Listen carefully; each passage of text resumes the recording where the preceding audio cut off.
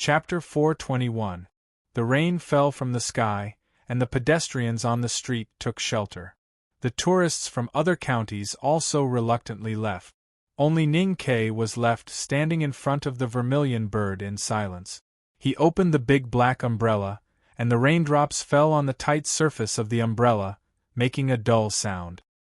He looked at the painting of the vermilion bird in front of the umbrella that was gradually drenched by the rain and thought of many things. There was no need to mention the past. Today, in the palace, the Empress bowed in shock, and in the general's mansion, Su Shi was the general, which made him feel very troublesome. In particular, Su Shi's attitude made him very uncomfortable. This kind of discomfort was not anger, but a feeling of loss. Because he used to be a soldier of the Tang Empire, just like his comrades in the city of Wei, he regarded the number one military man of the Tang Empire as his idol. When they were drinking and chatting, they would be in awe when the name of the Defender General of the state was mentioned. He remembered a certain saying about spiritual needs. He liked riding horses on the grassland with his comrades in the city of Wei and risking his life. He liked being respected and even feared by the people in Chang'an City. He liked his senior brothers and sisters at the back of the mountain of the academy. These were all wonderful spiritual needs. Therefore, he wanted to be a good person and be appreciated by a military official like Su Shi. He didn't want to be wary of him or even want to get rid of him. Unfortunately, things didn't always go as one wished. The spring rain was getting heavier and heavier. It was a mess, just like Ning Kei's mood at the moment. The solemn and elegant vermilion bird was drenched by the rain. That pair of majestic eyes seemed to be endowed with some kind of life and suddenly became lively. Ordinary people were completely unable to sense the changes in the vermilion bird portrait. Ning Kei clearly felt it. He looked at the eyes of the vermilion bird and felt the aura gradually condensing in the stone lines on the ground. He was very clear about what had happened. 2 years ago, when he first entered Chang'an City and stood in front of the vermilion bird with Sang, he was scared stiff by the ancient murderous intent emitted by the painting. Later, he knew that the vermilion bird was a Taoist divine talisman.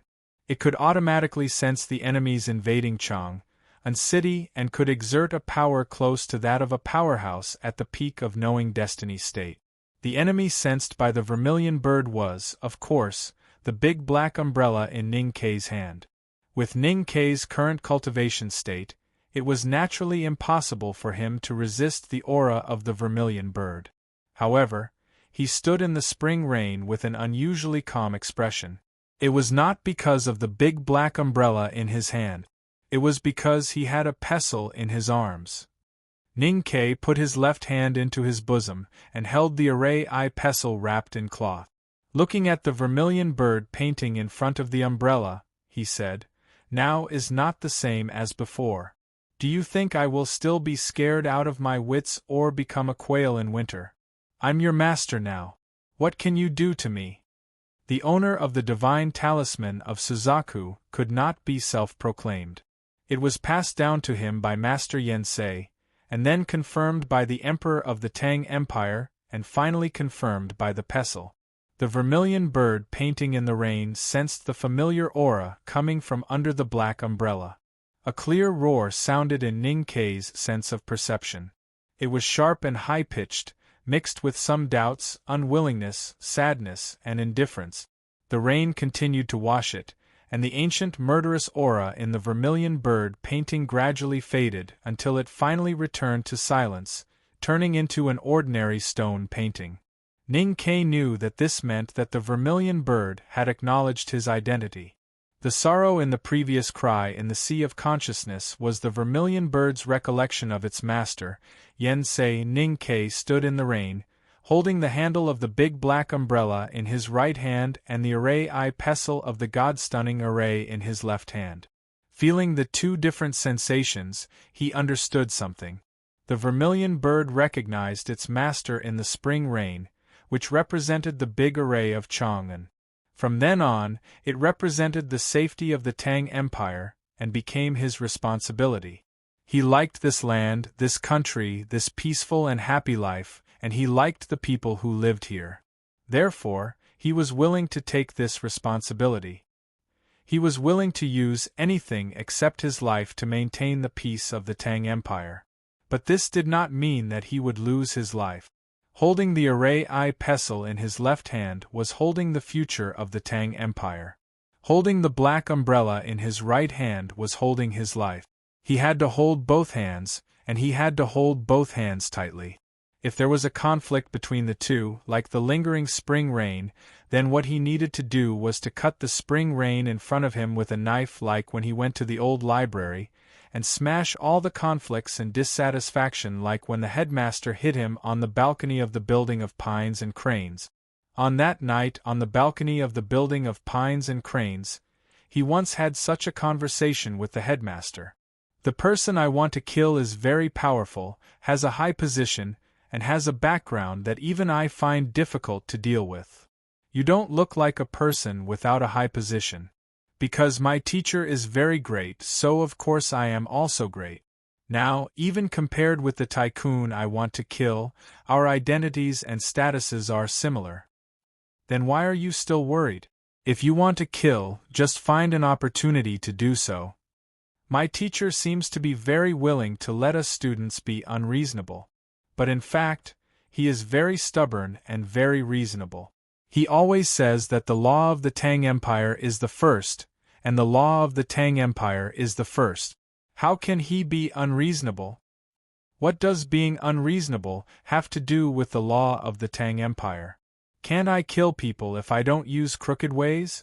At that time, Ning Ke thought that the person he was talking to was an ordinary tycoon in Chang'an. Now that he thought that these words came from his teacher, they naturally took on a new meaning. Can't I kill people if I don't use crooked ways? Can't I kill Xiahou if I don't use crooked ways? Ning Ke smiled, put the big black umbrella back on his back, and rushed into the curtain of spring rain. He went to the house of red sleeves and met with Mistress Jian. He told her about his conversation with the Empress in the palace. Before he left, he took a detour to the bathhouse, where he had killed the censor, Zhang Yiqi. Then he went to the small courtyard by the lake in South City. Walking through the green bamboo forest, he found that the small courtyard had changed owners after he killed Yan Suqing, the tea master. He went to the blacksmith workshop in East City, and walked to the door of the backyard, silently imagining the scene of the old Chen Zixian falling under his knife. I used to kill you for no reason. Now my identity and status are different. If I stop for the stability and prosperity in the future, won't it be a waste for you to die? The rain gradually lightened, and Ning Ke was ready to go back to the old brush pen shop, but stopped at the entrance of Lin 47th Street. He turned to Chuanxi Road and entered a tea house. Su Shi had already guessed the connection between him and those murder cases. He might even have connected those murder cases to the massacre of the general's mansion. Even if he had not connected this matter yet, he would definitely start to protect some people that he wanted to kill. Besides General Xiahou, there were still people alive on the oil paper list left by Darky. If Ning Ke wanted to kill them, he had to race against time with the imperial court. Sitting on the second floor of the tea house, looking at the pitter-patter of rain outside the railing, he carefully thought about the steps and began to prepare after making sure that he would not cause too much trouble. He asked for a pen and paper from the shopkeeper, and after thinking for a while, he began to write a letter hastily, and then sealed it, ready to send the letter to the academy by carriage. At this moment, he suddenly saw a familiar figure. That person also saw him, and said in surprise, "Ning Ke, why are you here?" Ning Ke said mockingly, "Chu Yuxian, you did not go to the academy again today. Be careful that your old master finds out, and he will directly cut off your money."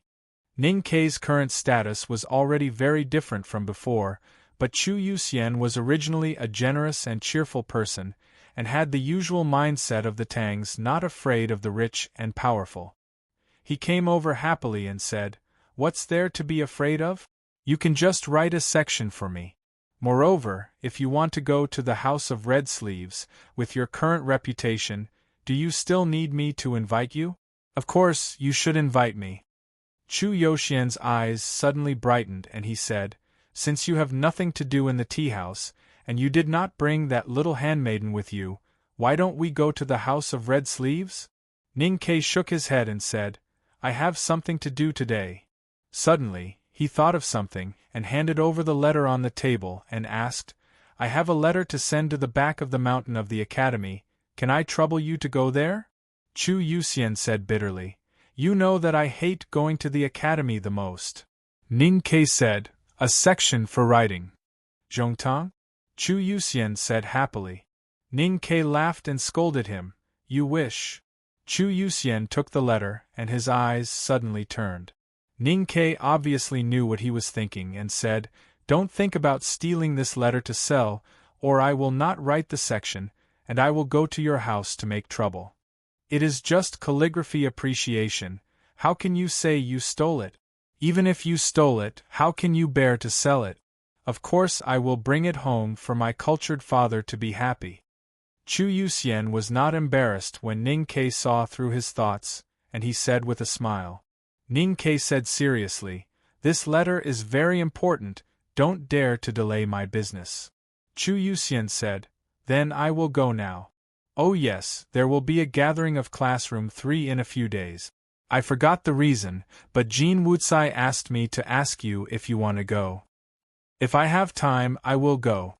Ning Ke did not say anything definite. Chu Yuxian turned around and walked out of the tea-house, and suddenly thought of something, and said, what are you going to do? Ning Ke said with a smile, I am going to kill someone, do you want to come and watch? Chu Yuxian felt bored, and he waved his hand and walked down the stairs. Ning Ke drank all the tea on the table and stuck his head out of the window. He saw Chu Yuxian get on the horse carriage, and carefully calculated the time. He was not in a hurry to leave, and instead asked for a new pot of tea. He slowly drank it in the tea-house. The spring rain was falling outside the tea-house. The sky above Chang'an City was covered with rain clouds, and the sun could not be seen. Only the gradually dimming light showed that dusk was coming. Ning Ke took out a piece of silver, put it on the table, and left the tea-house. Accompanied by the surprised and respectful farewell of the tea-master, he walked towards the West City Gate. He did not joke with Chu Yuxian earlier. He was really going to kill someone. I am very happy to say that I can't take it anymore. There will definitely not be such a thing tomorrow. To be continued. If you like this work, please come to Chidian.com to vote for me. Your support is my greatest motivation. Chapter 422. The dusk disappeared and the drizzle came again. A middle-aged official with a thin face walked on the rainy street with an umbrella in his hand. Judging from the color of his official uniform, his rank was not low, but there were no attendants beside him. There was only a cold-looking general following him silently. The soldiers and lower-level officials at the West City Gate stood quietly under the eaves. Their eyes followed the footsteps of the two officials in the street. No one stepped forward, and no one showed a surprised expression. The middle-aged official was the city gate officer Huang Xing, who was responsible for the opening and closing of all the gates in Chang'an and the imperial city. The general following him was Yu Shuizhu, a deputy general of the city gate army. Huang Xing was known for his diligence and incorruptibility. Ever since he took over the position of the city gate officer, he would choose a city gate to patrol every morning and evening. Other than Yu Shuizhu, he did not bring any subordinate officials with him. He was light and unaccompanied, rain or shine, and there was not a day that he did not do this. The people at the city gates of Chang'an were already used to the scene in front of them. They could only leave after the two sirs finished patrolling. This had become an unwritten rule. According to the rules of the past years, the city gate officer Huang Xing patrolled the West City Gate today. After patrolling the West Gate, Huang Xing confirmed that there were no problems and nodded his head. General Yushuazhu turned his head to look at the nervous soldiers and officials under the eaves and waved his hand coldly. Everyone knew that today was finally over. With relaxed expressions, they dispersed and returned to their homes. Standing on the rainy street outside the government office of the West City Gate, Huang Xing tilted his umbrella and looked up at the drizzle. He felt his legs were a little tired and said bitterly, "I'm old after all." Yushuazhu said, "Your Excellency can still serve the imperial court for another 30 years. Huang Xing asked, "You've accompanied me to patrol the city gates every day and returned home at night every day. My sister-in-law has long been dissatisfied. You've really worked hard." Yushuazhu replied after a moment of silence, "My life is given by you, Your Excellency. Not to mention accompanying you to the 9 city gates of Chang'an, it's natural even if I die." Today, these 2 famous honest officials in Chang'an city used to be comrades in the military camp. Their fates had been changed by a tragedy and were now closely linked. If Huang Xing had not made up his mind to take Yushuazhu to princely Peiyan, he might have died along with that general. Even if he did not die, he would have been neglected by the imperial court. Without princely Peiyan's protection, he would not have had the hard work and honor of patrolling the gate of Chang'an. Unfortunately, they were still affected by that incident in the past. Although the 2 of them were diligent and incorruptible, they had reached the end of their official and military positions. It would be difficult for them to be promoted any further, but at least they had glory, splendor, and wealth. Huang Xing looked at the city of Chang'an in the drizzle.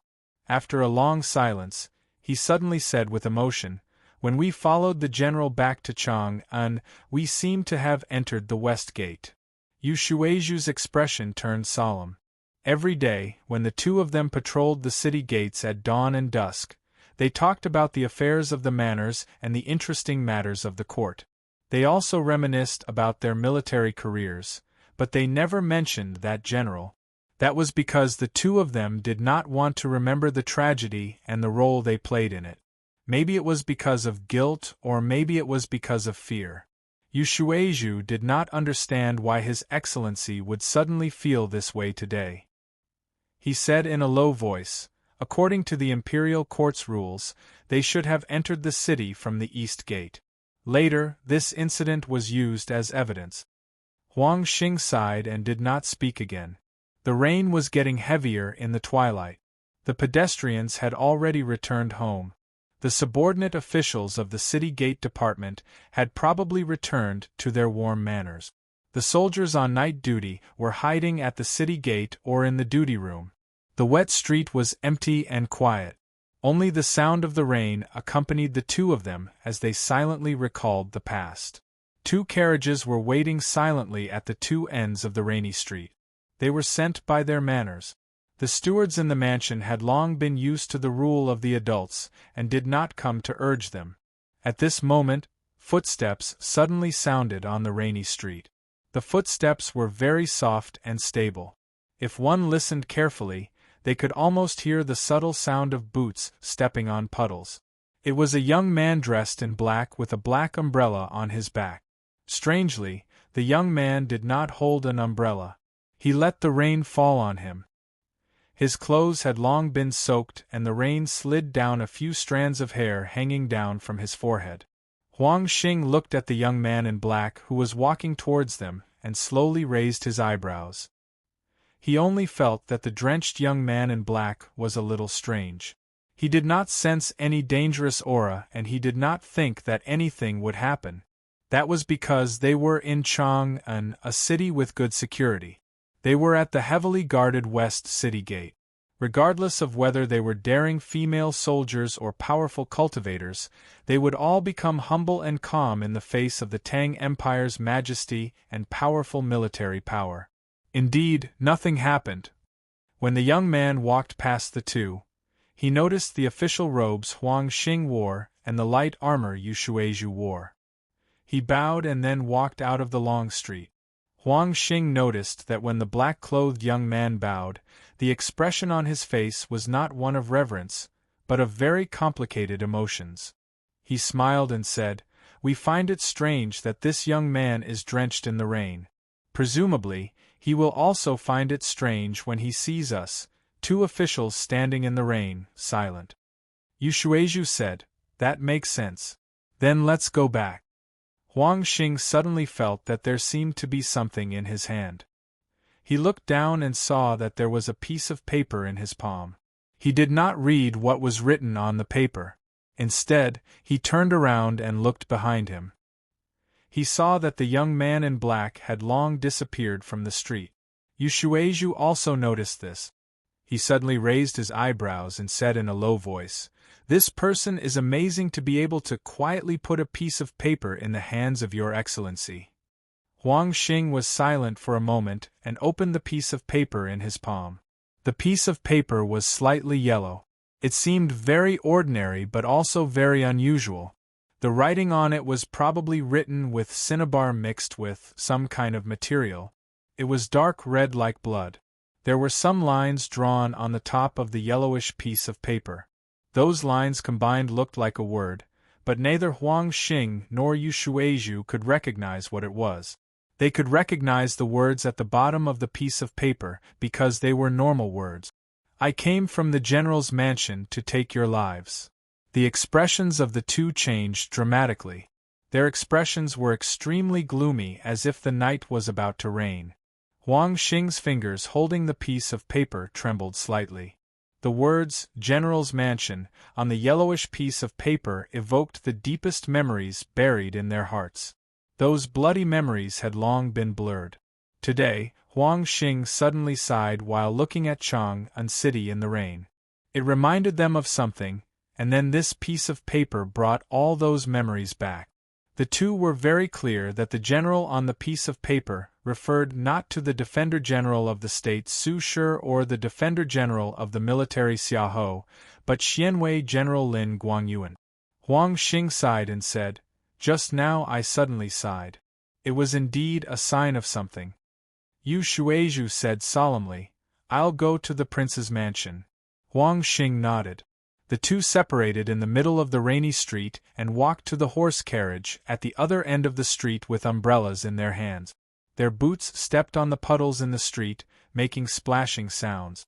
In the beginning, the rhythm of the sound was still very calm and steady. Then the footsteps on the rainy street became faster and more urgent. This proved that their true feelings at this time were not as relaxed as they seemed. Yu Shueju walked quickly with the umbrella in his hands. The expression on his face became colder and more serious. The fear in his heart was replaced by anger. He just wanted to quickly report to His Highness that there were indeed fish that had escaped the net. The footsteps suddenly became slightly messy.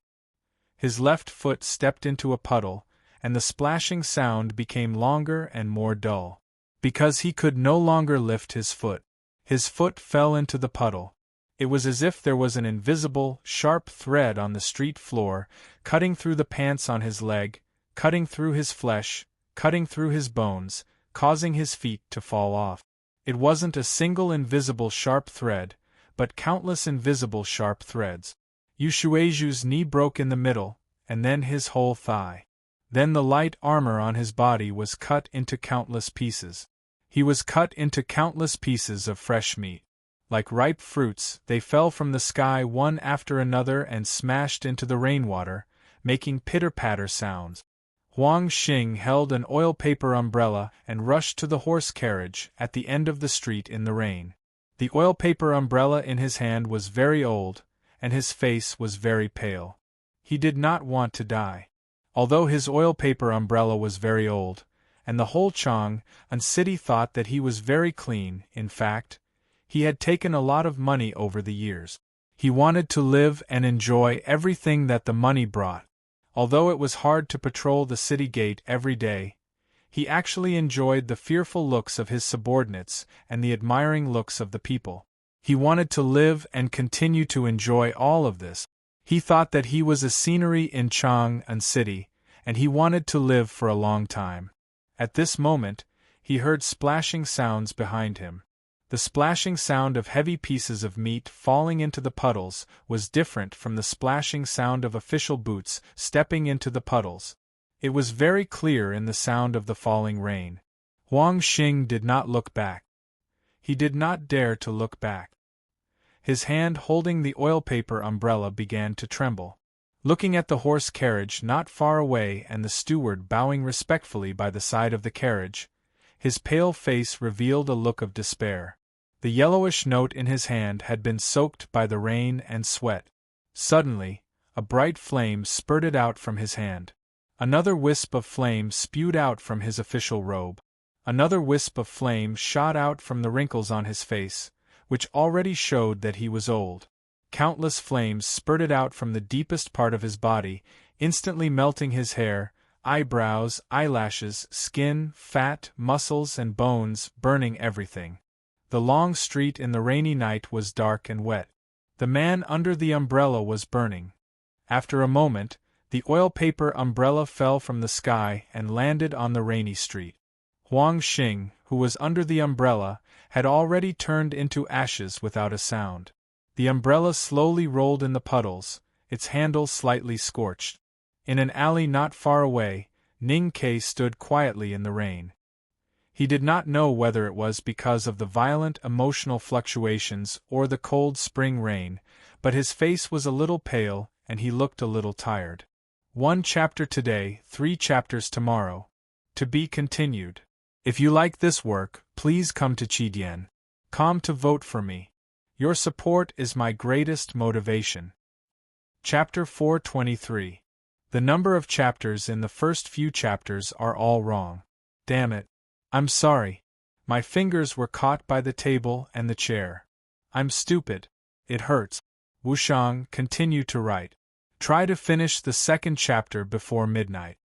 In the alley in the rain, Ning Ke looked at his soaked black academy uniform and opened the big black umbrella. It would not be too difficult to kill the two of them, but it would be difficult to kill them before the imperial court, especially the military, realized what was going on and killed them silently. Huang Xing, who turned into ashes under the oil paper umbrella, was killed by his fire talisman. Yu Shuizhu was killed by Jing Fu. The Jing Fu was the most powerful divine talisman of Master Yen Sei. Before going to the wilderness, Master Yen Sei had passed this talisman to Ning Quebec. But because the talisman was abstruse, Ning Ke didn't really master the talisman's talisman until a few days ago when he broke out of the cliff cave. With the Great Spirit as the guide, the Jing Fu that Ning Ke successfully cast was more like a simulation. Of course, it was not a divine talisman, and it was far from the magical power of Master Yen Sei's Jing Fu. But it was very easy to silently cut a person into pieces in this spring rain. In the night, Ning Ke left the west city gate with the umbrella. He went to the imperial palace first and found the deputy commander of the bodyguard, Su Chongshan. He handed over some things and then returned to Lin 47th Street. Sang Sang looked at him, who was wet all over, with a worried and confused expression on her face. Ning Ke explained in a low voice and went to the backyard to take a cold shower. Then he began to eat.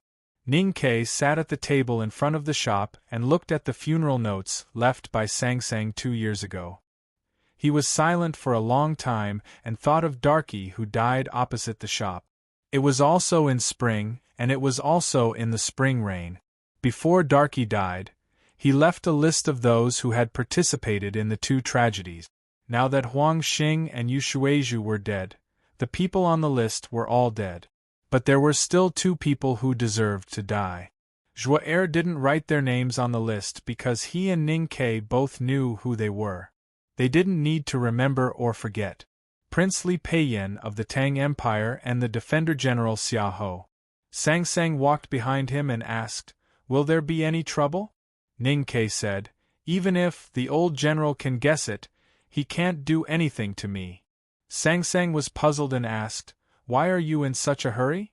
In the past, when he killed Censor Zhang Yiqi or Chen Zixian, Ning Ke had to investigate for a long time.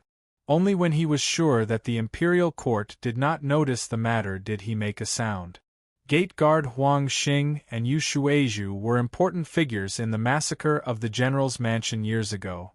Ning Ke had been investigating them for a long time, but it still felt a little rash for him to choose to take action today. Some people in the court have already guessed that I did it. Ning Ke handed the note on the table to Sang Sang and motioned her to keep it. He said, "If I don't do it today, I may not have the chance to do it in the future." Sang Sang took the letter and said, "If you still want to go to the general's mansion tomorrow, I will go with you." Ning Ke shook his head and said, "No, I have already sent a message to the academy. Someone will accompany me when the time comes." The next morning, before the stall of hot and sour sliced noodle soup was set up, several officials from the Tang military ministry had already come to the old brush pen shop and knocked on the door. Ning Ke was already prepared. He pushed the door open and walked out. He looked at the official he met yesterday on Vermilion Bird Avenue and said, "General wants to talk to me again?" The official's expression was much colder than yesterday. He said simply, "Please come in." Yesterday, he was defeated by Su Shi in the general's mansion, and then he killed 2 people after leaving the general's mansion.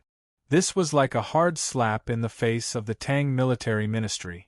Ning Ke was absolutely not surprised that General Su Shi would summon him again today. However, he did not expect that the place to talk today was not the general's mansion, but the Tang military ministry. Several horse carriages left Lin 47th Street and went straight north along Vermilion Bird Avenue. After passing Jianshan Archway, there was a very quiet and sparse forest, and the horse carriages turned into the forest. Ning Ke lifted the curtain and looked out. He could vaguely see a large flat meadow behind the dense forest, which looked like the scenery beyond the Great Wall. He could not help but feel a little surprised. The Tang Empire was founded on martial arts and fought in the north and south. The military ministry governed the 4 major border armies, the prefectural armies, and the Yulin Royal Guards. It was the most authoritative department in the empire, and in the hearts of foreigners, it was the most terrifying place in the world.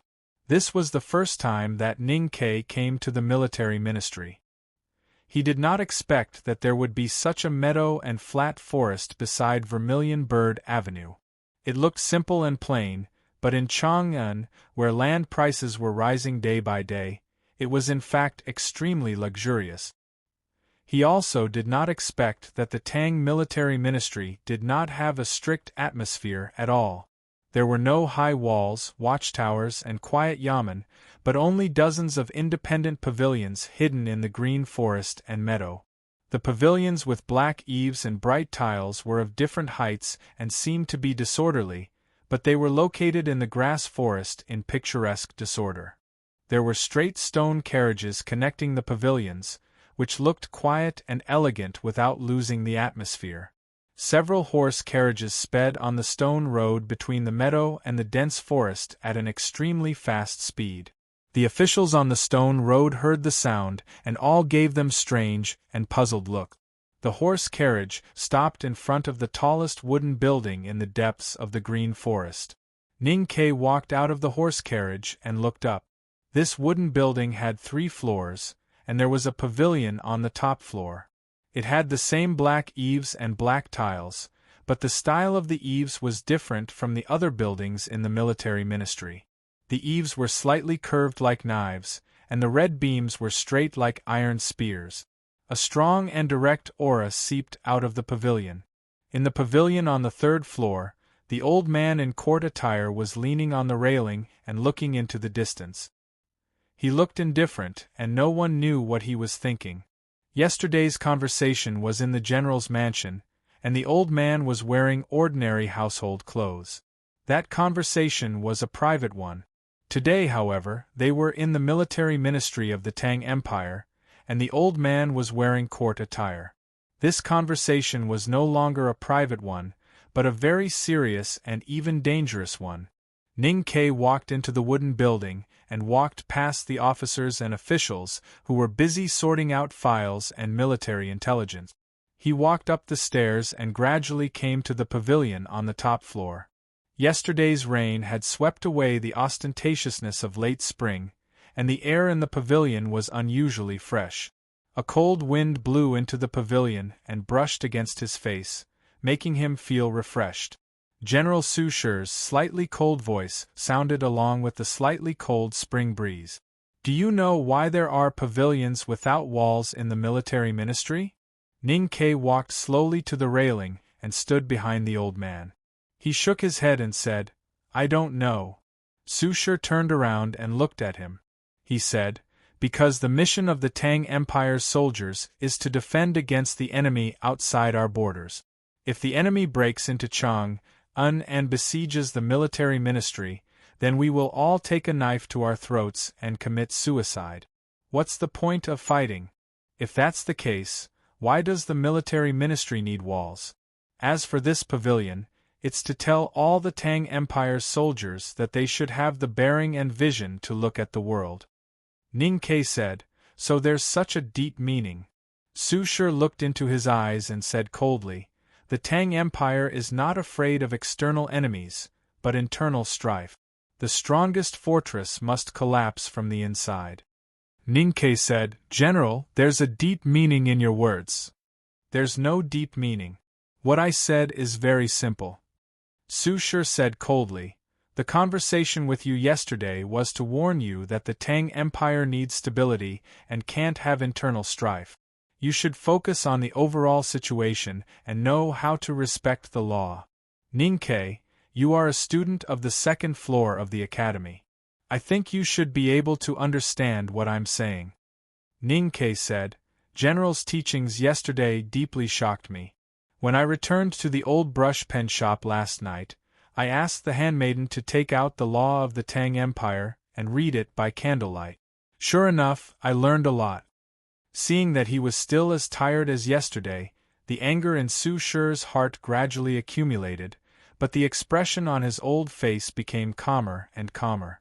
He asked a question lightly. He asked, yesterday at dusk, when Huang Xing and Yu Shuizhu died, where were you? Ning Ke frowned slightly as if he was recalling. After a moment, he answered, I was shopping. Sucher asked, yesterday at dusk it rained heavily. Which street were you shopping on? Ning Ke said, I like to be drenched in the rain. Sucher asked, yesterday at the West City Gate, it was a talisman master who killed them. Ning Ke said, how daring. Sucher looked at him and said expressionlessly, there are not many talisman masters in the world, especially the talisman masters in Chang'an City. The Imperial Center Administration has records of them. Ning Ke looked at him and said with a smile, then we have to ask the Imperial Center Administration to investigate quickly. Although the number of talisman masters is small, I think there are more than one or two. It may be more troublesome to investigate. Sucher said, you are also a talisman master. Ning Ke answered, I do know a lot of things. It is reported that when the murder happened last night, a young man in black with a black umbrella on his back appeared at the West City Gate. Sucher quietly looked at the black uniform of the academy on him. Ning Ke said, I also carried a big black umbrella on my back. Speaking of which, it seems that I went to the West City Gate at that time. Unfortunately, there are many young people who like to wear black. Sucher said, but a young talisman master in black with a black umbrella on his back, who else in the world but you? Ning Ke looked at him and asked, General, are you suspecting that I killed those two officials? Sucher said directly, yes, because you can't tell me where you were at that time. Ning Ke suddenly asked, General, are you interrogating a case? Sucher said coldly, am I not qualified to do so? Ning Ke shook his head and said, if I were still a small soldier in the city of Wei, General would naturally be qualified to interrogate me. But after the preliminary examination of the academy, I have changed from military status to civilian status. Even if I am suspected, only the Chang'an local government can interrogate me. General, you are indeed not qualified to do so. Sucher looked at him expressionlessly and said, according to His Majesty's decree, the Imperial Center Administration and the Military Ministry are both in charge of the Imperial Center Administration. Now you are a visiting professor of the Imperial Center Administration. Why can't I interrogate you? Ning Ke took out the waist token of a visiting professor of the Imperial Center Administration from his belt and gently put it on the railing beside the pavilion. He said, "Last night I went to the bodyguard office to ask. The day before yesterday, His Majesty had agreed to my request to withdraw from the Imperial Center Administration. But I still keep this waist token with me for the time being. Now I don't want this waist token, so General can't interrogate me." Su Shi did not expect that Ning Ke would do this in advance. He frowned deeply and then gradually relaxed his brows. With a mocking and shameless expression, he said, "You really dare not let me interrogate you? To be continued. If you like this work, please come to Qidien.com to vote for me. Your support is my greatest motivation." Chapter 424. A mocking and disdainful expression appeared on the face of the prestigious military leader of the Tang Empire. This slightly frivolous expression did not make Ning Ke feel that he was more like an ordinary person. Instead, he felt a heavy pressure. He replied slowly, "It's not that I don't dare to, but I don't want to. General, you said that the military ministry has a pavilion without walls. I agree with you. The Tang Empire dominates the world and will not collapse no matter what happens in the outside world. I'm just worried that the disaster will come from within the city walls. If you insist on interrogating me, I'm afraid that the military is trying to suppress the academy in the eyes of outsiders." He said, "I know you don't mean that, but we can't send this wrong message to the enemies of the Tang Empire. So I don't want you to interrogate me, and you can't interrogate me either." Ning Quebec, the expression on Su Shi's face disappeared. He looked at Ning Ke and said coldly, "If you don't deny it and take responsibility, maybe I can praise you as a man." Ning Ke replied, "It's not bad if I can be a good poet." Su Shi said, "You're determined to challenge the military of the Tang Empire? What an arrogant madman. Do you really think you're qualified?" "Although I don't understand what you mean." Ning Ke paused and said, "I'm the core disciple of the headmaster of the academy. I represent the academy to enter the human realm and follow youngest uncle to travel the world. I really don't know what I'm not qualified to do." Su Shi stared at his eyes for a long time. Then he walked to the railing with his hands behind his back and looked down at Chang, a city outside the grass forest. He said, "You used to be a soldier, so you should know the duty of the Tang Empire's soldiers. So don't think that I don't dare to kill you." As he said this, a strong and indifferent aura exuded from the slightly bent body of the general, completely isolating him from the world around him. The fresh forest wind flowing through the pavilion suddenly stopped without a sound. The green trees outside the railings also stopped swaying. The superfluous leaves that had been blown off by the wind also stopped rolling among the grass.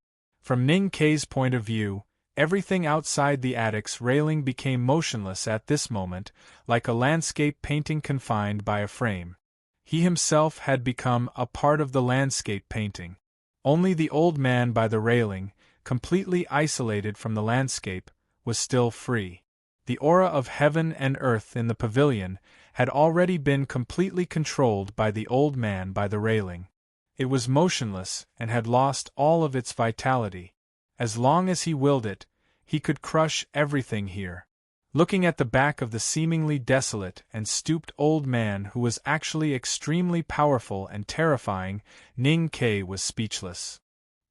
He thought to himself that the old man was indeed the most powerful person in the Tang military. This level of cultivation had actually faintly surpassed the limits of the peak of the martial Tao. Ning Ke was very clear that he had absolutely no way to fight against such a powerful state. As long as Su Shi moved his mind, the solidified qi of heaven and earth around him would instantly crush him into powder. Cold sweat gradually soaked the back of his clothes and the big black umbrella behind him. The expression on his face remained calm. In the landscape painting, only the old man by the railing was free. Fortunately, the old man seemed to want to hear what he had to say, so Ning Kei's mouth was free. I entered the imperial city yesterday. Ning Kei looked at the back of the old man by the railing and said, His Majesty took me to the small building. He knew that as the leader of the Tang military, Su Shi definitely knew what the small building in the imperial palace meant. As expected, the old man's court robe fluttered a little. He continued, Before going to the general's mansion yesterday, I first went to the Vermilion Bird Avenue. Before he finished speaking, Su Shi asked, The Vermilion Bird has recognized its master? Ning Kei said, Yes. So you should know that I am now responsible for the safety of Chang'an. If you really care about the Tang Empire and want to fulfill your duty as a Tang soldier, what you need to do now is to protect my safety, not to try to kill me. Su Shi stood by the railing and looked into the distance with his hands behind his back. After a long silence, he suddenly murmured with some regret and anger, I did not expect to fall into your hands in the end. Ning Kei did not say anything. Su Shi turned around and looked at him expressionlessly. He said, The reason why I investigated you is that I did not agree with His Majesty to hand over the array-eye pestle to you. To tell you the truth, Yen Sei and I have been friends for many years.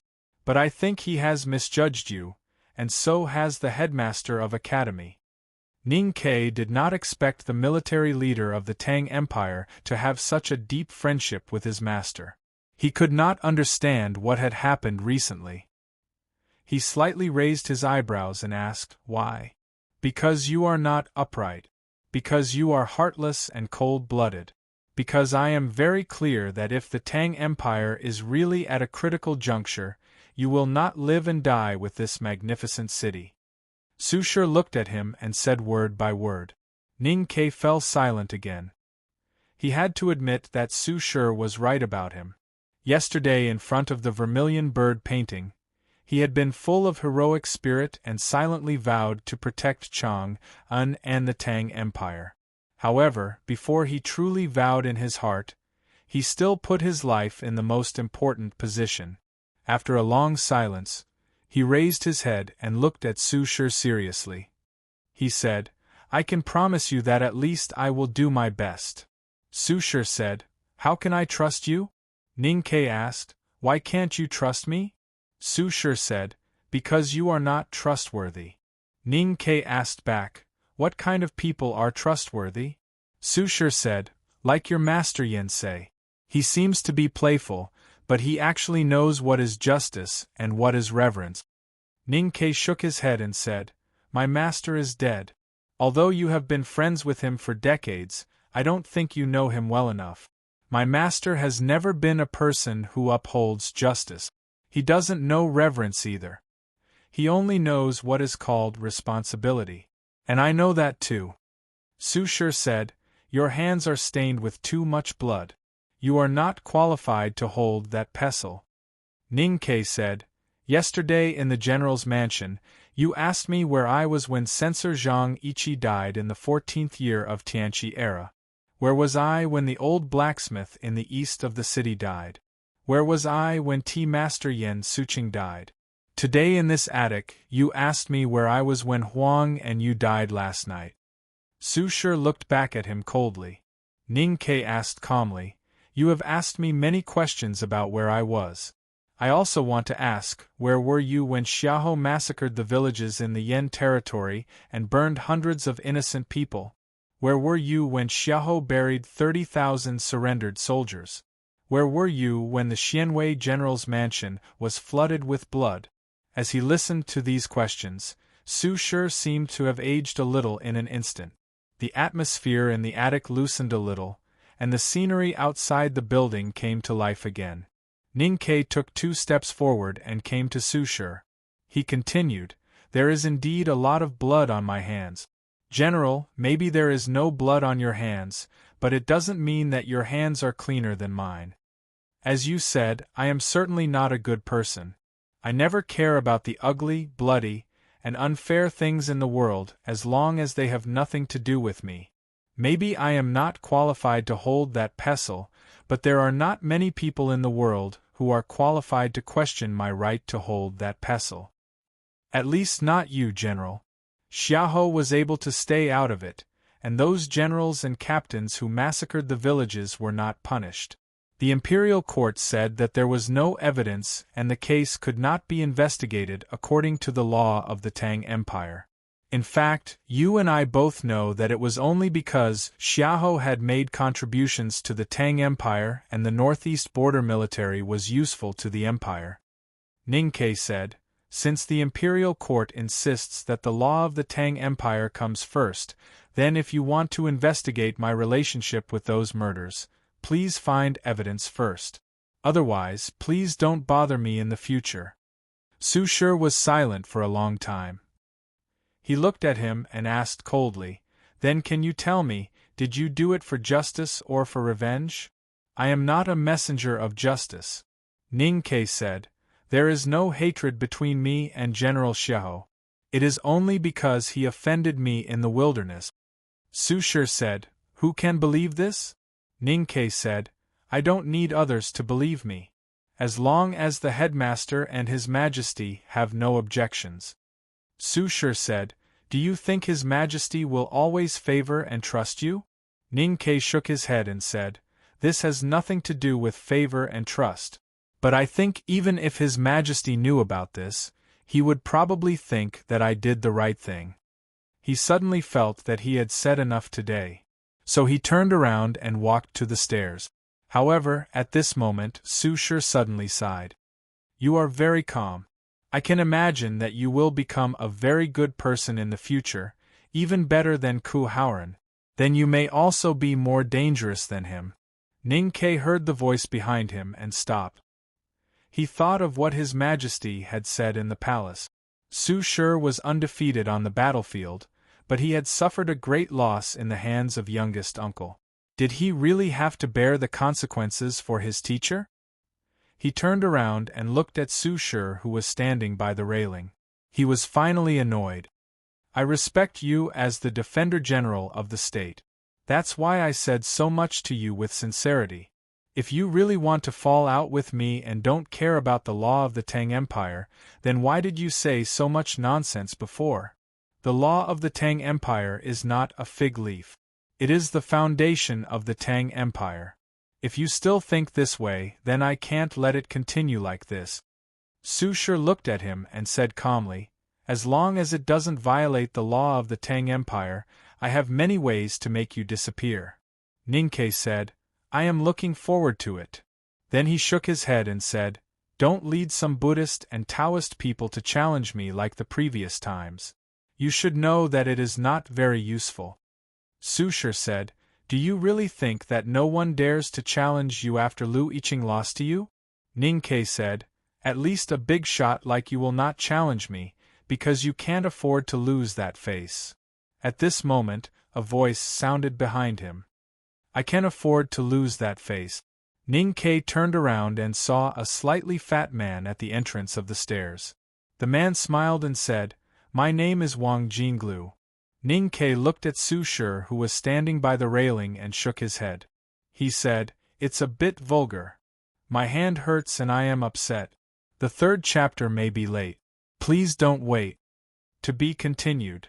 If you like this work, please come to Qidian.com to vote for me. Your support is my greatest motivation. Chapter 425. Ning Ke was very satisfied with his performance in the pavilion. His words directly made Su Shi feel sad, and he was not in the mood to continue the interrogation. However, he did not expect such a situation to await him after his words. Looking at Wang Jinglu taking out the challenge certificate issued by the Imperial Center Administration, Ning Ke thought that this was really boring. As expected, they were going to fight again. It was really cliché. And if Su Shi was going to use the powerhouses in the military to directly beat him down, then with his prestige and status, why did he talk so much with him? Did Su Shi really expect to use words to move him to tears and make him deeply repent so that he would surrender to the military ministry and admit that he killed those people? This idea was also very cliché. However, no matter how cliché it was, Wang Jinglu was already standing in front of him with a very gentle expression and firm eyes. It was obvious that he wanted to fight. Ning Ke had never seen Wang Jinglu, but he had heard of him. Anyone who dared to call himself the first person below the knowing destiny state deserved to be vigilant. And he had heard a story from his master, Yen Sei. 2 years ago, on a rainy night in the Spring Breeze Pavilion, he killed people on the second Heng Street, and Wang Jinglu was waiting in the horse carriage in the middle of the street. They should have met, but they were separated by a divine Jing talisman. I have learned the Jing talisman. Ning Ke looked at Wang Jinglu and said happily, not like showing off, but like announcing good news. Wang Jinglu was not happy and said with a sad expression, I was kicked by His Majesty to the general, and it was said that it was also Master Yen Sei's idea. I am very grateful to him. Why do you use him to humiliate me? Ning Ke said, I am telling the truth. I don't want to humiliate you. Since there is some fate between us, why do we have to fight? Wang Jinglu held the paper in his hand and sighed. This is the first challenge certificate issued by the Imperial Center Administration in 10 years.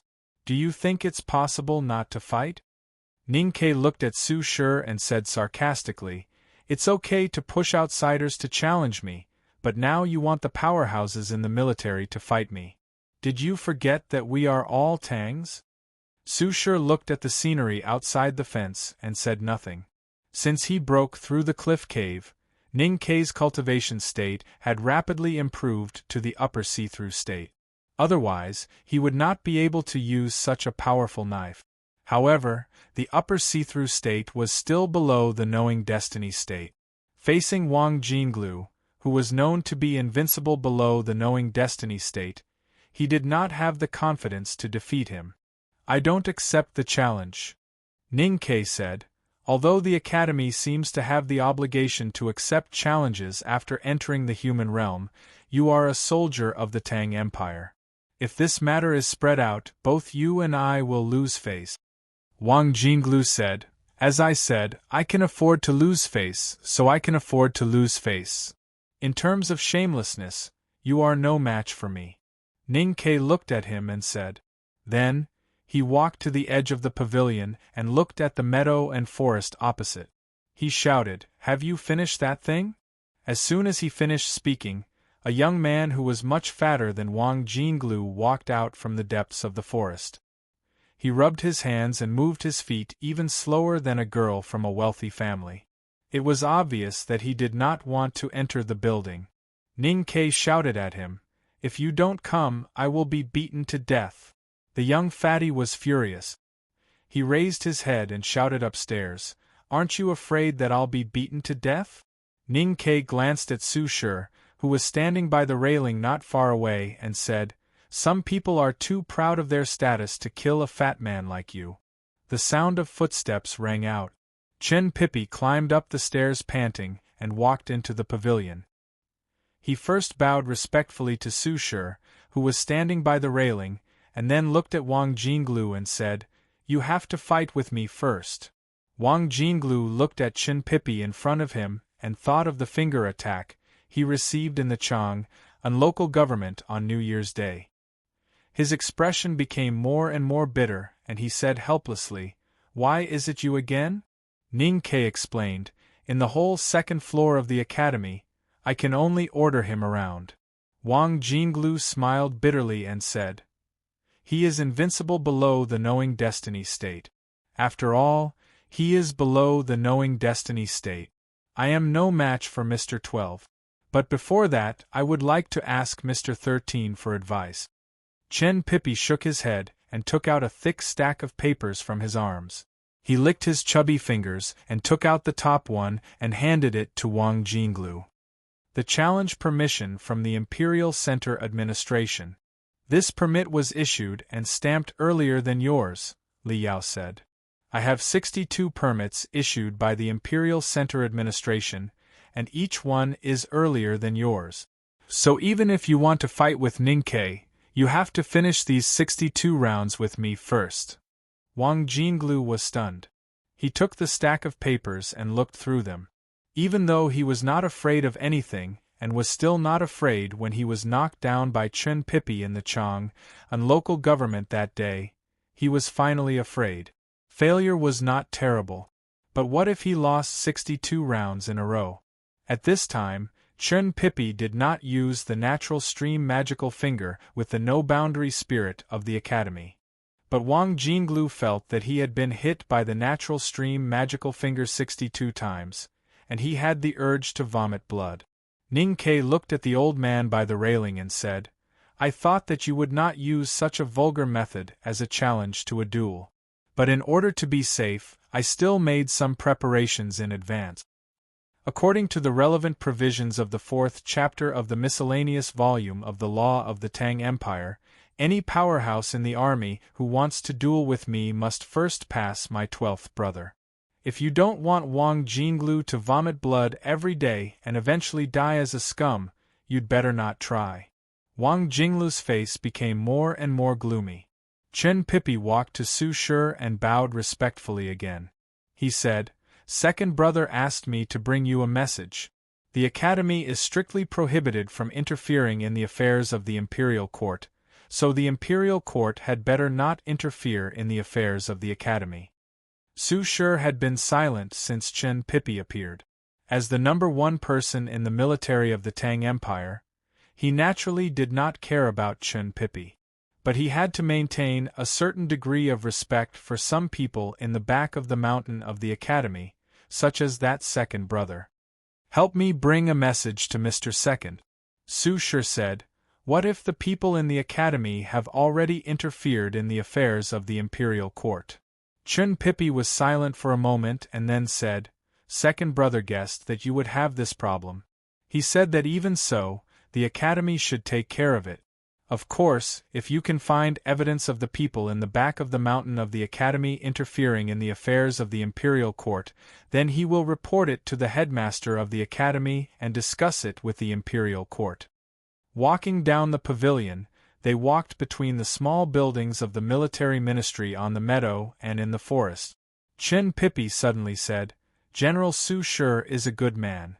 Ning Ke looked at a big tree in front of the stone road and said, A hypocrite. Chen Pippi shook his head and said, No. Ning Ke said, He seems to be awe-inspiring and righteous, but in fact, he has mixed up a lot of mud. If he is not a hypocrite, then what is? Chen Pippi said, The headmaster of the Academy once said that if one has a good heart and only makes some concessions for the general trend, then one can only say that one has lost his sharpness, but cannot be called a hypocrite. Ning Ke kicked a piece of gravel that was crushed by the carriage wheel and said, Even the most kind and righteous person in the world is a bad person if he does not treat me well. Chen Pippi thought for a moment and said, It seems to make sense.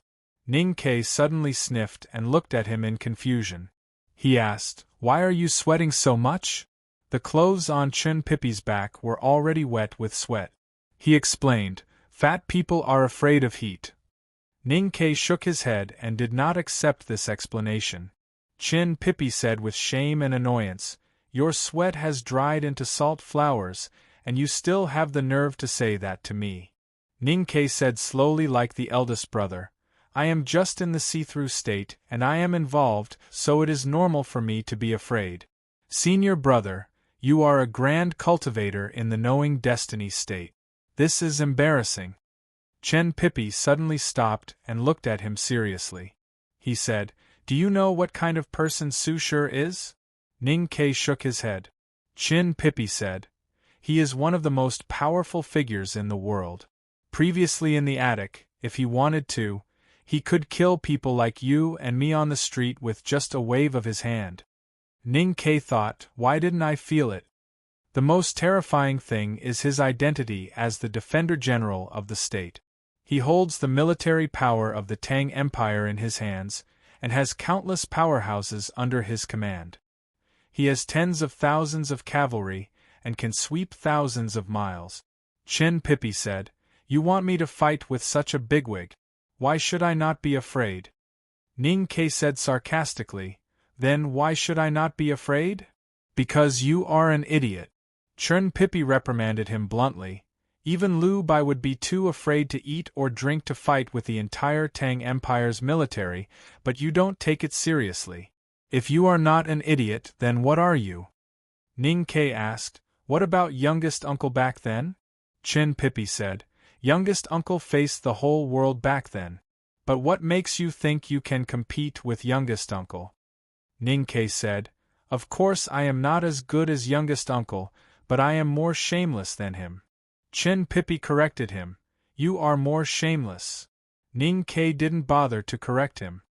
He suddenly thought of the conversation in the general's mansion yesterday, and asked seriously, "Are cultivators really no match for the army?"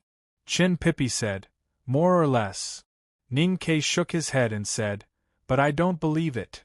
Chin Pippi pointed at the wild geese that were like little black dots in the sky and said, "If there are tens of thousands of sharp arrows flying towards you like wild geese, what will you do? Use the no-boundary spirit of the Academy to change the direction of the wind? Or use the great spirit of righteousness to fight against it? No matter how you fight against it, you will die." Ning Ke said, "With my cultivation, of course I can't. What about you?" Chin Pippi sighed and said, "If I can defeat the cavalry of the Tang Empire alone, I might as well change my name to headmaster of the academy." Ning Ke said, "When you were scared by second brother into the forest, you waved your sleeves and ran more than 100 feet away. You were so light and graceful. I think the arrows of the army can't hurt you." Chin Pippi said proudly, "Of course I am graceful." Then his face turned bitter and he said, "But you can't always be graceful. You can't eat being graceful. You have to stop to rest and meditate. How can you be graceful then?" Ning Ke was silent. Chin Pippi asked, "What are you thinking about?" Ning Ke said, "I am thinking whether you and second brother have violated the law of the Tang Empire." Chin Pippi was a little nervous and asked, "Why are you thinking about this?" Ning Ke said, "If you and second brother have violated the law of the Tang Empire, I will report it to the officials and let Su Shi deal with you." Chin Pippi said, "I don't care, but second brother is not afraid."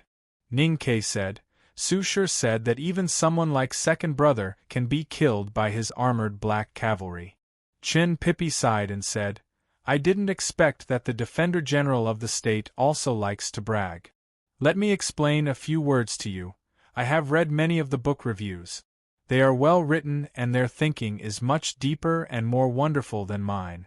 But for the story of Jiang Yi, I have reported it at the beginning. There will be joys and sorrows, and it will have its own world structure. But it must be simple, and I want to write it interesting so that everyone can be relaxed and happy. So it will not be so complicated. My ability is limited, and I really can't think of too complicated and novel a story. That's all. To be continued. If you like this work, please come to Qidien.com to vote for me. Your support is my greatest motivation. Chapter 426. Ning Ke asked, "What do you mean?" Chin Pippi said, "Even if the armored cavalry is invincible, second brother has legs. Can't he run away?" Ning Ke said, "You just said that he can't run away. I'm me, and second brother is second brother." Chin Pippi said, "He runs faster than me. I think even your big black horse can't catch up with him." Ning Ke suddenly thought of a question and said, "The problem is, if second brother is surrounded by the army with his character, will he run away?" Chin Pippi thought for a while and said, "Indeed, he won't." Ning Ke said regretfully, "It seems that no one can defeat 10,000 people."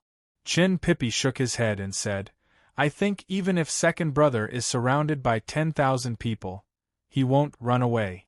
But he risked his life to kill 2,000 people, and the rest will naturally collapse."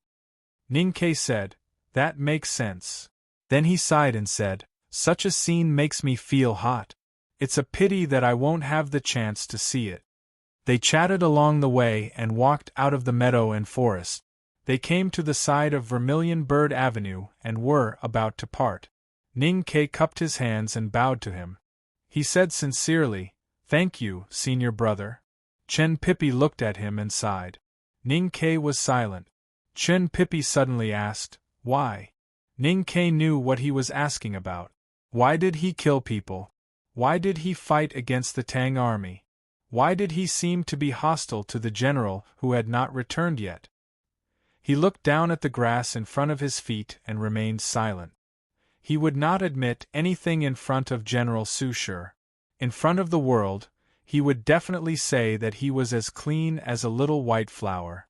But he did not want to hide it from Chen Pippi. So he raised his head and looked into Chen Pippi's eyes. He said calmly, "Xia Ho killed my whole family." Hearing this answer, Chen Pippi was slightly shocked and his cheeks rippled. After a long silence, he reached out his chubby hand and patted his shoulder to comfort him. "Then you do have a reason to be angry. Xia Ho is not an ordinary person. There is no way for you to assassinate him. With your current level of cultivation, even if you think of something, you won't be able to assassinate him." Chen Pippi looked at Ning Ke and said worriedly, "After all, he is a general of the Tang Empire and a visiting professor of West Hill. His status and influence are completely different. Even if the headmaster doesn't care about this matter, eldest brother definitely won't agree, and second brother won't help you. I'm no match for Xiaoho." Ning Ke understood his words and was greatly moved.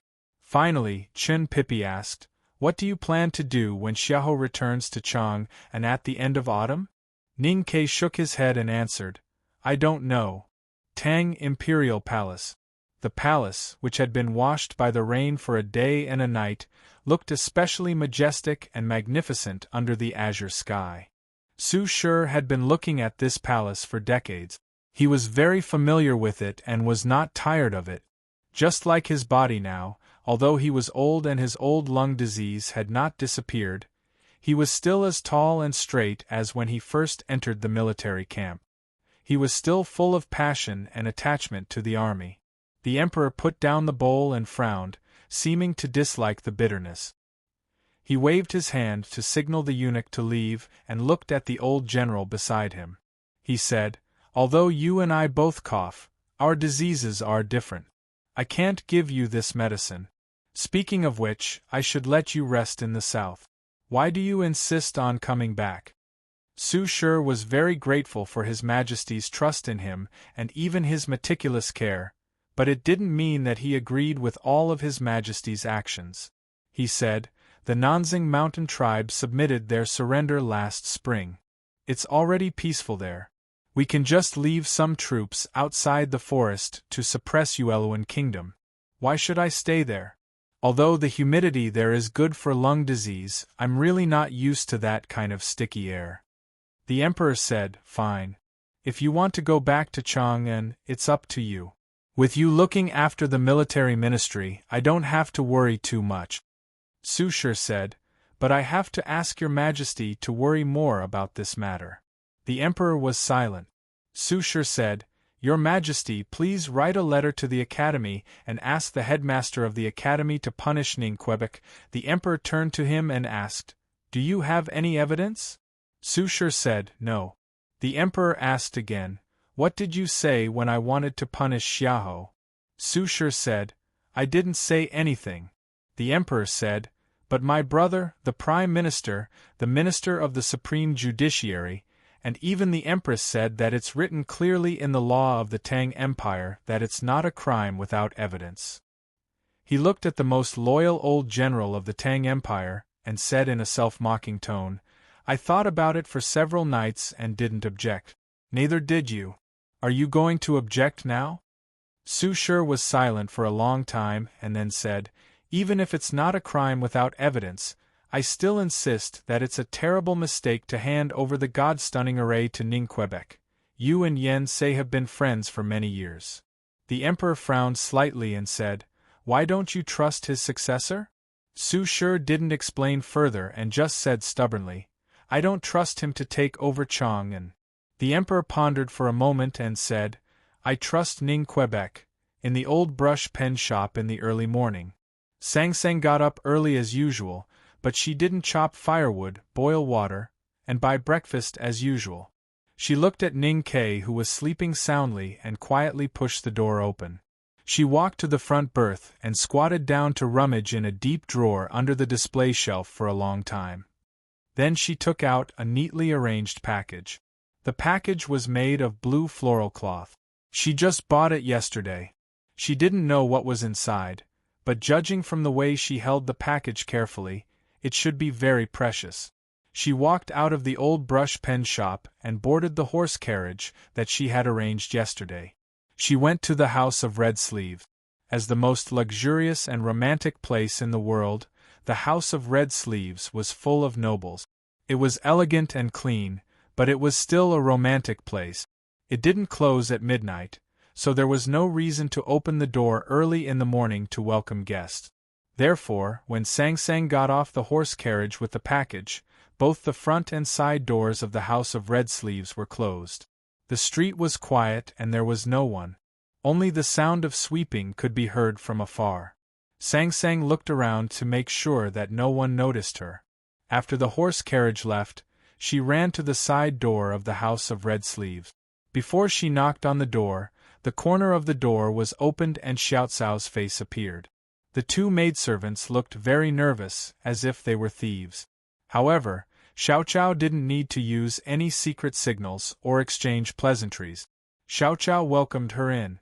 Dewdrop, who used to be the most popular girl in the brothel in Chang'an, had turned over a new leaf. Although the chicken soup calligraphy's copying business was not as good as before, she still had a great fortune. Moreover, someone on Lin 47th Street had already made an agreement with Mistress Jian for the sake of the dignity of his sect. Dewdrop still lived in the House of Red Sleeve.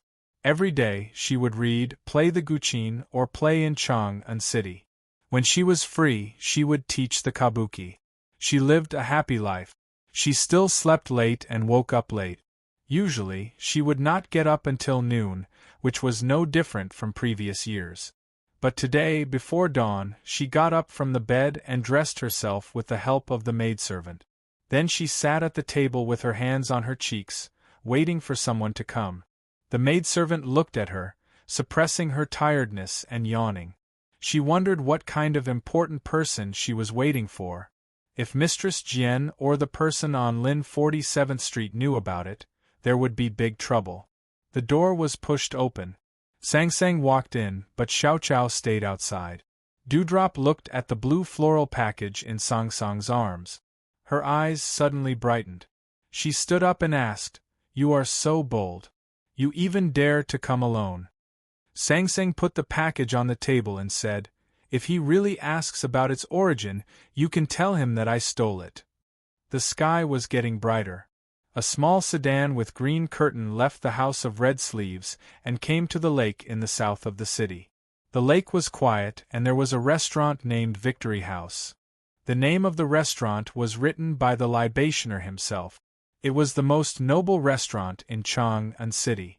Opposite the restaurant there was a house with black eaves and green tiles. It was quiet and beautiful. It was called Stone House, which specialized in selling antiques and calligraphy. It was said that it was owned by the same owner as Victory House. Compared to the Victory House, the Stone House was much less famous. Only a few people in Chang'an knew about it. However, all the rich nobles and tycoons knew that this humble house was the place where antiques, famous calligraphers, and painters gathered the most in the world. The small sedan didn't stop in front of Stone House. Instead, it was led into the inner yard by a steward respectfully. Dewdrop walked out of the sedan with the blue floral package in her arms. The boss of Stone House welcomed her in the yard in person. He was very gentle and polite. Being able to establish Victory House and Stone House, the boss was not an ordinary person. He had a powerful background. Although Dewdrop used to be a famous girl in Chang'an City, she knew that her status was far from the boss's. The only reason why she was treated so politely was because of the package in her arms. She didn't say anything more. She put the package in her arms on the table. The boss of Stonehouse looked at the blue floral cloth used in the package. He could tell that it was a cheap thing at first glance. He couldn't help but be stunned. How could there be someone in the world who used such coarse cloth to carry such precious things? Thinking of this, he became a little vigilant. However, thinking of the rubbings from the woman in front of him and the rumors in the calligraphy and painting industry, he finally decided to take a gamble. Dewdrop looked at the boss of Stonehouse in front of her and suppressed her nervousness. She said softly, 10 days. I'll wait for your good news in the House of Red Sleeves. The boss frowned slightly and said, Miss Dewdrop, you should be very clear that we have to bear a lot of responsibility for this kind of business. It's the servants. Don't talk to me about the commission. Dewdrop smiled and said, I'm just an errand girl. There's no need for you to talk to me about this. Moreover, we all know what it means to Stonehouse if these things are sold to the world through your hands. Not to mention the commission, I really want to collect some money from you on behalf of that person. Hearing this, the boss knew that Dewdrop was a transparent person. He said with a smile, after the business is done, I will naturally reward Miss Dewdrop. What I said earlier was really unnecessary. Dewdrop sat in the small green curtained sedan and left.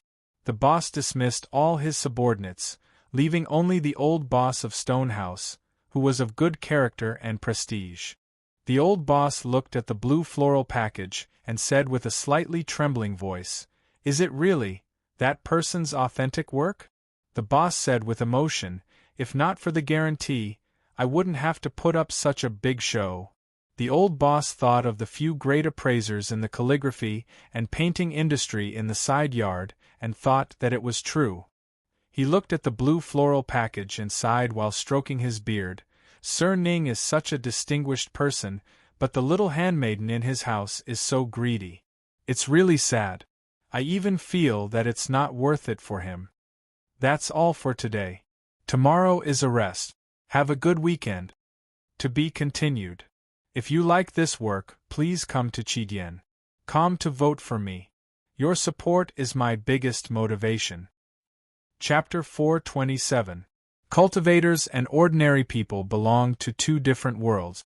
Therefore, even with the knife at the side door of the academy, Ning Kei's status in the hearts of the Tangs still mainly came from his status as a great calligrapher. In the hearts of professionals like the old shopkeeper, Sir Ning's status was even more prominent. Because of his respect and admiration for Ning Kei, the shopkeeper was very disdainful of the little handmaiden, even though he could only get the package with the blue flower cloth through the little handmaiden. In the old shopkeeper's eyes, the little handmaiden stole the master's property, which was really immoral. The shopkeeper thought for a moment. He disdained the little handmaiden's behavior and could not resist the temptation of money. He asked in a low voice, since the little handmaiden stole it, she would not dare to report it to the authorities or let Sir Ning know even if we took it. Why don't we, if you don't want to die, stop thinking about it? Hearing the shopkeeper's words, the boss of the stone house frowned slightly and warned sternly, Don't talk about it in the future. I heard that the little handmaiden has a special status and has a good relationship with the princess. Also, from the House of Red Sleeves, Sir Ning treats the handmaiden differently. Even if she was taken in by Sir Ning, the little handmaiden is just a greedy girl. She is not worthy of someone like Sir Ning. The shopkeeper suddenly thought of something and said, Boss, Sir Ning is not an ordinary calligrapher. Will there be any problems if we sell them secretly? The shopkeeper said, The little handmaiden is very favored and Sir Ning's seals are all kept by her. We have already obtained the sales documents, so these are not stolen goods. Even if Sir Ning finds out about this in the future, he can only blame the little handmaiden. According to the law of the Tang Empire, we are not responsible. The shopkeeper praised, Boss, your way of doing things is really reassuring. The shopkeeper picked up the blue flower cloth package and asked, Are they all in the side yard? The shopkeeper nodded. The west yard of the stone house was hidden behind the main 3-story building and under the 9-turn green tree. The lake breeze was gentle and quiet here. Several men walked out of the room and greeted. Among these men, some were from the Song Kingdom, some from the South Jin Kingdom, and some from Yangguan of the Tang Empire. One of them was a master craftsman from the auspicious ink shop in Chang'an. They were all the leading figures in the appraisal of calligraphy and paintings in their respective countries. Yes, no matter whether they were gray-haired or indifferent, they all looked proud and confident. Brother Emosher, you actually came too? Brother Jiefu, who's that silent man under the grape trellis? He looks familiar. I think I met him once in the Yu Kingdom's imperial palace the year before last. As they exchanged their identities, the pride and confidence in these people's eyes gradually turned into astonishment. This was because they discovered that the reputation and status of the other people in the courtyard were not inferior to their own in the industry. Many of them had been famous for a long time, but they had never seen them before. They did not expect that they would all meet in this small courtyard today. Brother Emosher stroked his beard and said emotionally, "Stone House has been doing well these past few years. They managed to invite so many of us over in such a short time." The old man called Brother Jiefu shook his head and said emotionally, "If not for the fact that the items being sold this time are too rare and precious, you and I would not have gathered here." When the details of the sale were mentioned, the few men, including the silent man under the grape trellis, stood closer. They lowered their voices and began to discuss. At the same time, they wanted to see how much the other party knew about this matter. How many scrolls are there in existence today? No one knows the exact number. We only know that the imperial study in the imperial palace has the most. I heard that His Majesty took more than half of them from the old brush pen shop. Brother Emosher said bitterly, "They are hidden in the dark imperial study. No one can see them, appreciate them, or see them. The people cannot get close to them. This is really—" He wanted to criticize the Tang Emperor for going against the grain. However, even though Chang'an's politics were clear, he did not dare to say it. The manors of the Chancellor and Grand Secretary Wang each have a few copies. The other manors should have about 4 more. However, these old men have hidden them in their manors. They are even more secretive than His Majesty. They don't show them to others easily. There are many rubbings of the chicken soup calligraphy, but no one has seen the original. It is rumored that it is in Grand Secretary Wang's mansion. Before everyone became famous, some lucky people bought some authentic works at Lin 47th Street. They were sold for a very high price in the past year. Most of them disappeared after changing hands twice. There are about 12 scrolls in total. I wonder how many scrolls the stone house got this time. Is there a central section? A central section? Not even a wide one. If it is a calligraphy section, it must be more than 3. Otherwise, the owner of the stone house would not have spent so much money to invite all of us here. The calligraphy appraisers discussed heatedly. Just then, the courtyard door was pushed open. The boss of the stone house walked in with a blue floral cloth package. The crowd followed the boss back to the flower hall. Their eyes never left the blue floral cloth package in his hand. They were puzzled, but also full of anticipation. The boss gently placed the blue floral cloth package on the table. He stretched out his hand and gestured for them to enter. The old shopkeeper brought 2 of his trusted subordinates with water and towels. The calligraphy and painting appraisers immediately surrounded him. With the fastest speed and the most meticulous attitude, they washed their hands clean and dried them with towels. Then, they took the oil-absorbent tissue paper that the shopkeeper handed over and carefully soaked up the remaining water and oil on their fingers. Then, they gathered around the blue-patterned package.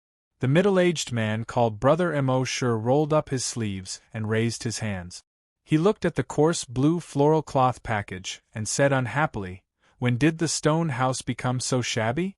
wrapping it in a cloth, not to mention the fact that it would harm the calligraphy section inside. Just the smell alone would be extremely foul. The boss of the stone house could not afford to offend such a professional who had spent his life appreciating books. However, the professional habits they had developed made them unable to tolerate the scene in front of them. The boss of the stone house smiled bitterly and did not explain. He reached out to untie the blue floral cloth package, revealing a slightly flat square box inside. The box was also made of coarse cardboard.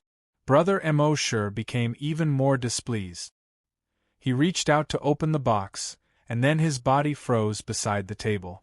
The entire reception hall became silent.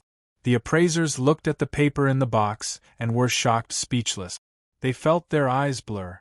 After a moment, someone exclaimed in disbelief, "7 pieces!" The boss walked to the side and sat down. He picked up his teacup and took a sip.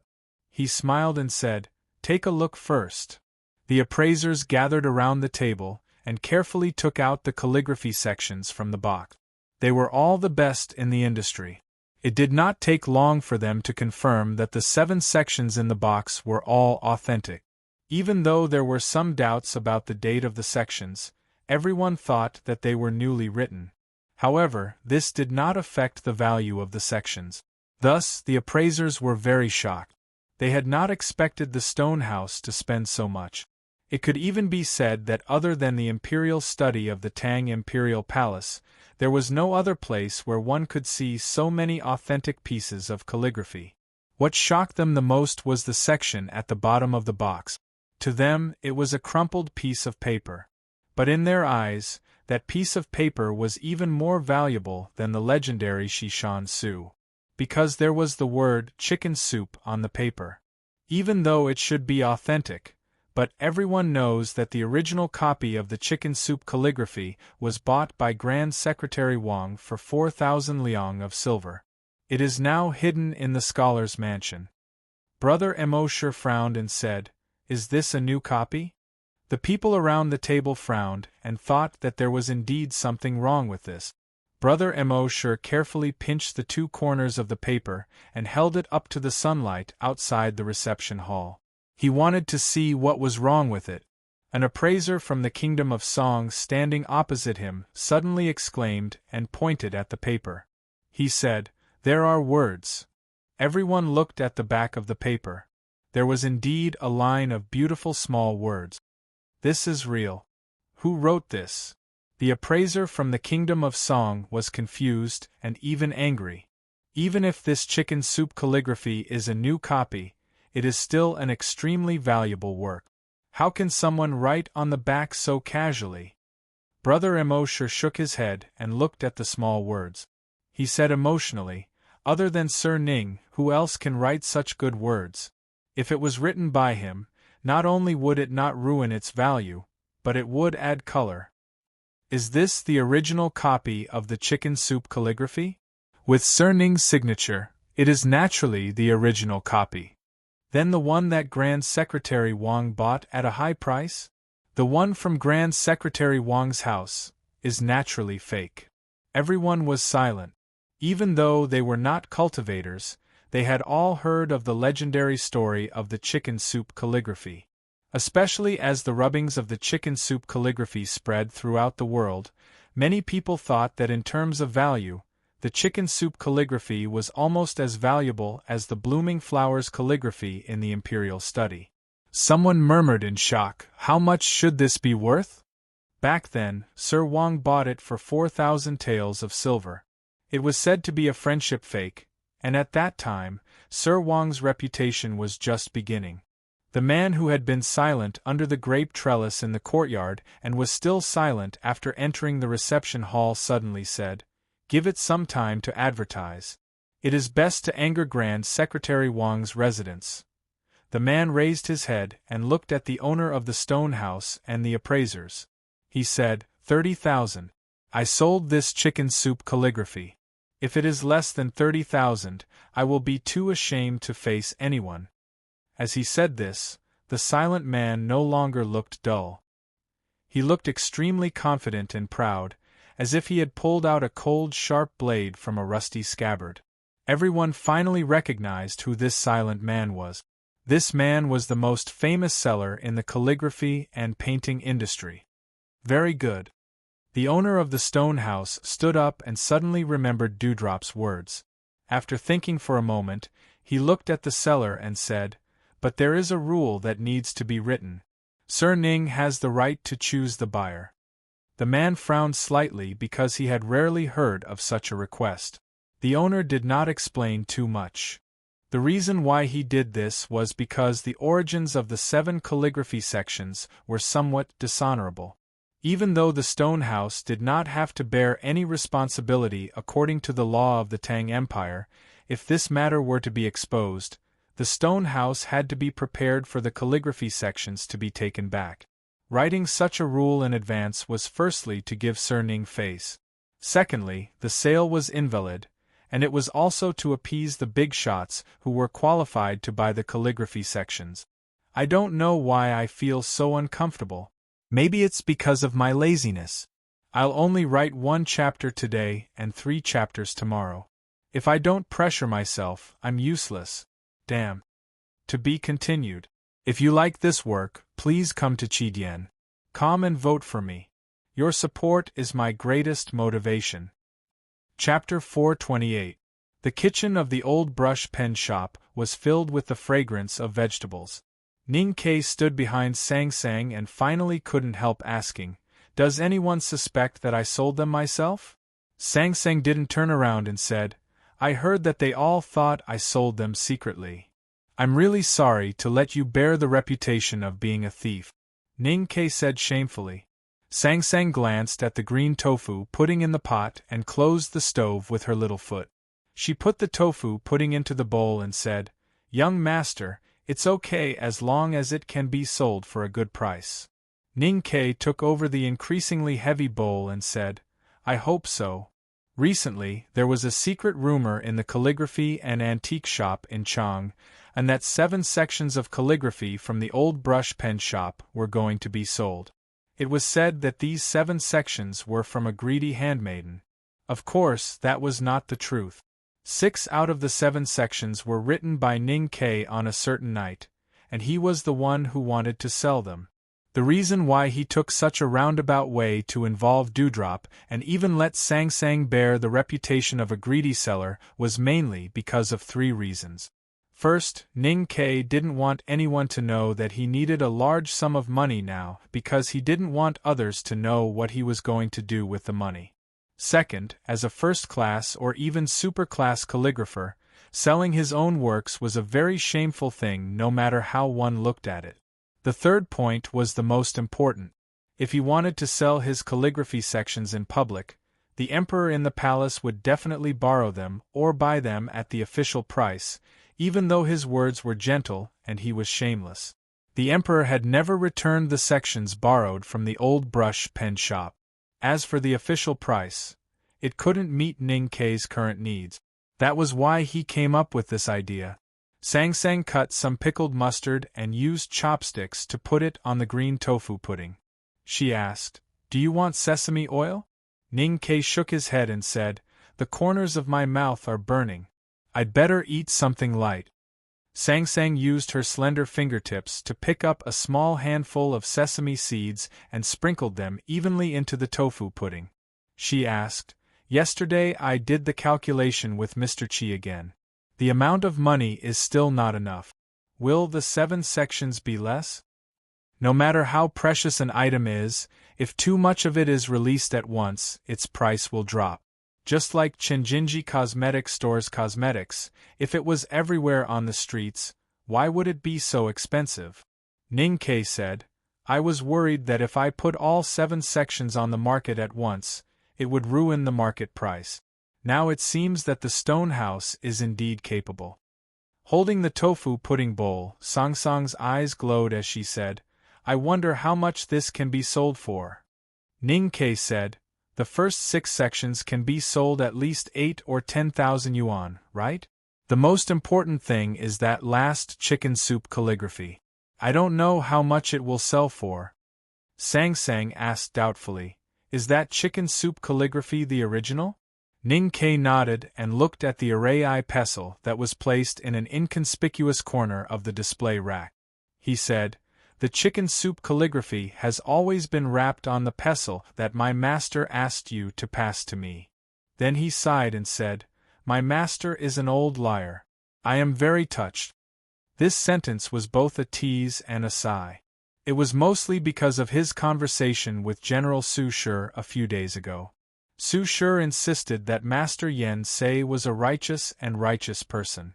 Now that it was proven that his late master was indeed a troublemaker, Ning Ke could not help but feel gratified. Sang Seng said worriedly, "I'm just worried that old scholar Wang will be angry." Ning Ke laughed and said, "He wants to buy the chicken soup calligraphy from my master with 4,000 taels of silver. Who else would my master lie to if not Lord Wang?" Sang Seng said, "But a lie is still a lie." Ning Ke thought for a moment and asked, "Have you found out?" Sang Seng said, "Old scholar Wang was originally from Qing. In Chuan County, the clan has been planning to rebuild the ancestral temple and the genealogy. The Grand Secretary's mansion has been leading this matter and has been preparing for a few days." After eating the vegetable and bean-curd porridge, Ning Ke rubbed his stomach and got on the horse carriage to the Grand Secretary's mansion. It was not Xing Jing, the Grand Secretary of the Imperial Library, who lived in the Grand Secretary's mansion, but Wang Shichen, the Grand Secretary of 3 dynasties. Grand Secretary Wang Shichen's seniority and prestige were not comparable to that of Grand Secretary Xing. Compared to him, his temper was also much worse than that of Xing Jing. In the quiet study, old scholar Wang looked at Ning Ke in front of him. His slightly turbid eyes were spitting flames of anger. He did not care about Ning Ke's identity as a student of the 2nd floor of the academy at all. He shouted harshly, "When you were in my mansion, you stamped the chicken soup calligraphy in front of everyone. Why is there another chicken soup calligraphy now? I don't care whether it was your handmaiden who stole it or not. I just want to know why there is another chicken soup calligraphy." Ning Ke suddenly regretted it. After a long silence, he said with a bitter smile, "I did not know about this before I got the relic of my late master. I was drunk when I wrote the note in the House of Red Sleeves that night, so I did not recognize that it was a copy of my late master's in the Grand Secretary's mansion. I really did not expect him to have such an elegant hobby." "Elegant hobby? How is that elegant hobby?" Wang Shichen's white hair fluttered in the wind. He was so angry that he could not vent his anger. He waved his trembling hands and roared angrily. "That day when I went to the Southern Gate Temple to stop him, he took out the chicken soup calligraphy from his sleeves. How is this elegant hobby? He was obviously prepared to cheat me of my money in advance." Ning Ke smiled and corrected him. "My late master must have never thought that you would be the one to be cheated." Then he said seriously, "Since that chicken soup calligraphy is a copy of my master's, it is naturally very precious. Moreover, he has already passed away, so please do not blame him anymore." Grand Secretary Wang sneered and did not reply. Ning Ke suddenly asked, "I heard that your family is rebuilding the ancestral hall." Grand Secretary Wang's expression changed slightly and he nodded. "With your prestige, the horizontal board of the ancestral hall will naturally be inscribed by His Majesty. However, do you still need someone to write the inscription tablet and the genealogy?" Ning Ke asked. Grand Secretary Wang was startled and then he understood Ning Ke's meaning. He could not help but be overjoyed. Although the chicken soup calligraphy was precious, for a large family that inherited poetry and books, the ancestral hall and the genealogy were related to the inheritance of the family. It was something to be passed on to the future generations. It would be wonderful if Ning Ke could inscribe it himself. "Thank you very much.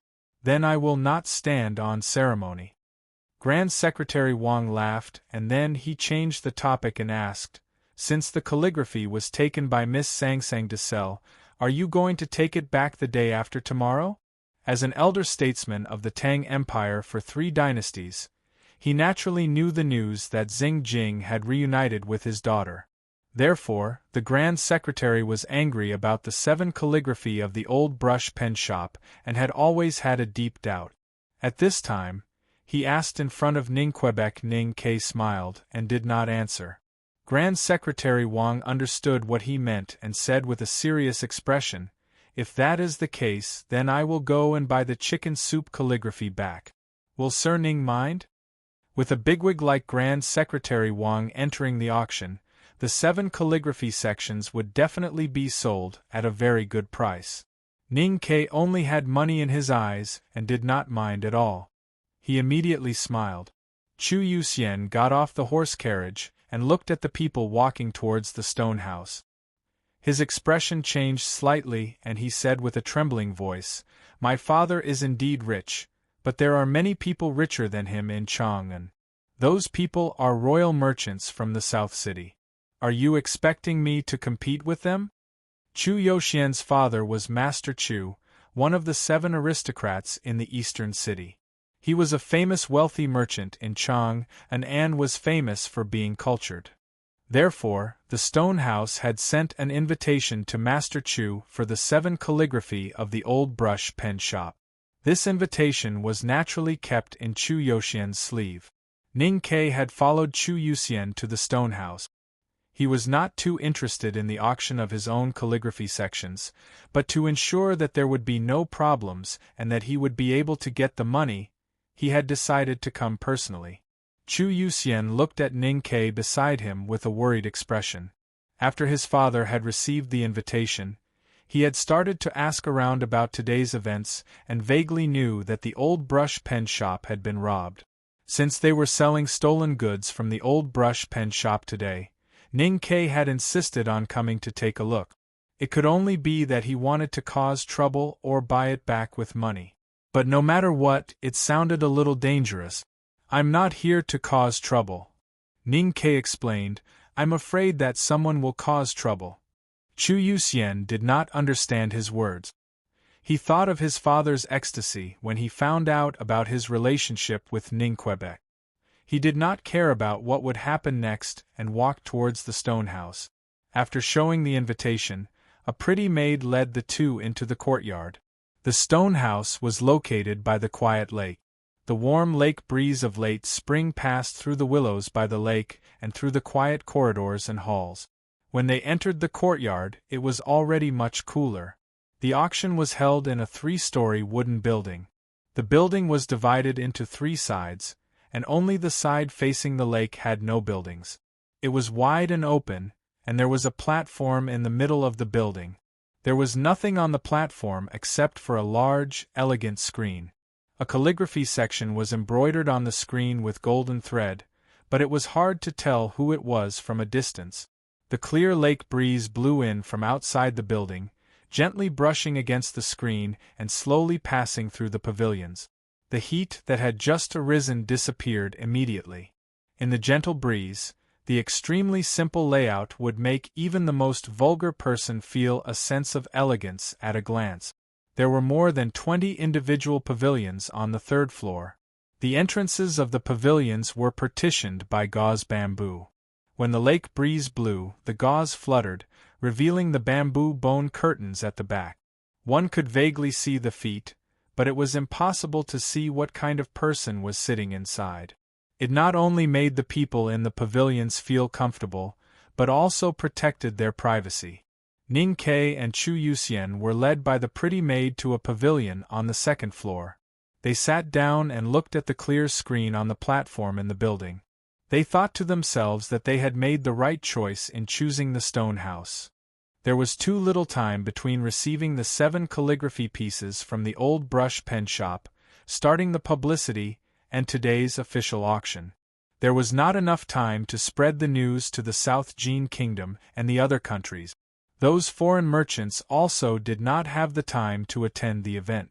The boss of the stone house could not help but feel a little regretful. He thought to himself that he should not have asked the appraiser to come over when he first received the news from the old brush pen shop. He should have just spread the news. However, the 7 calligraphy pieces from the old brush pen shop, especially the chicken soup calligraphy, was too attractive.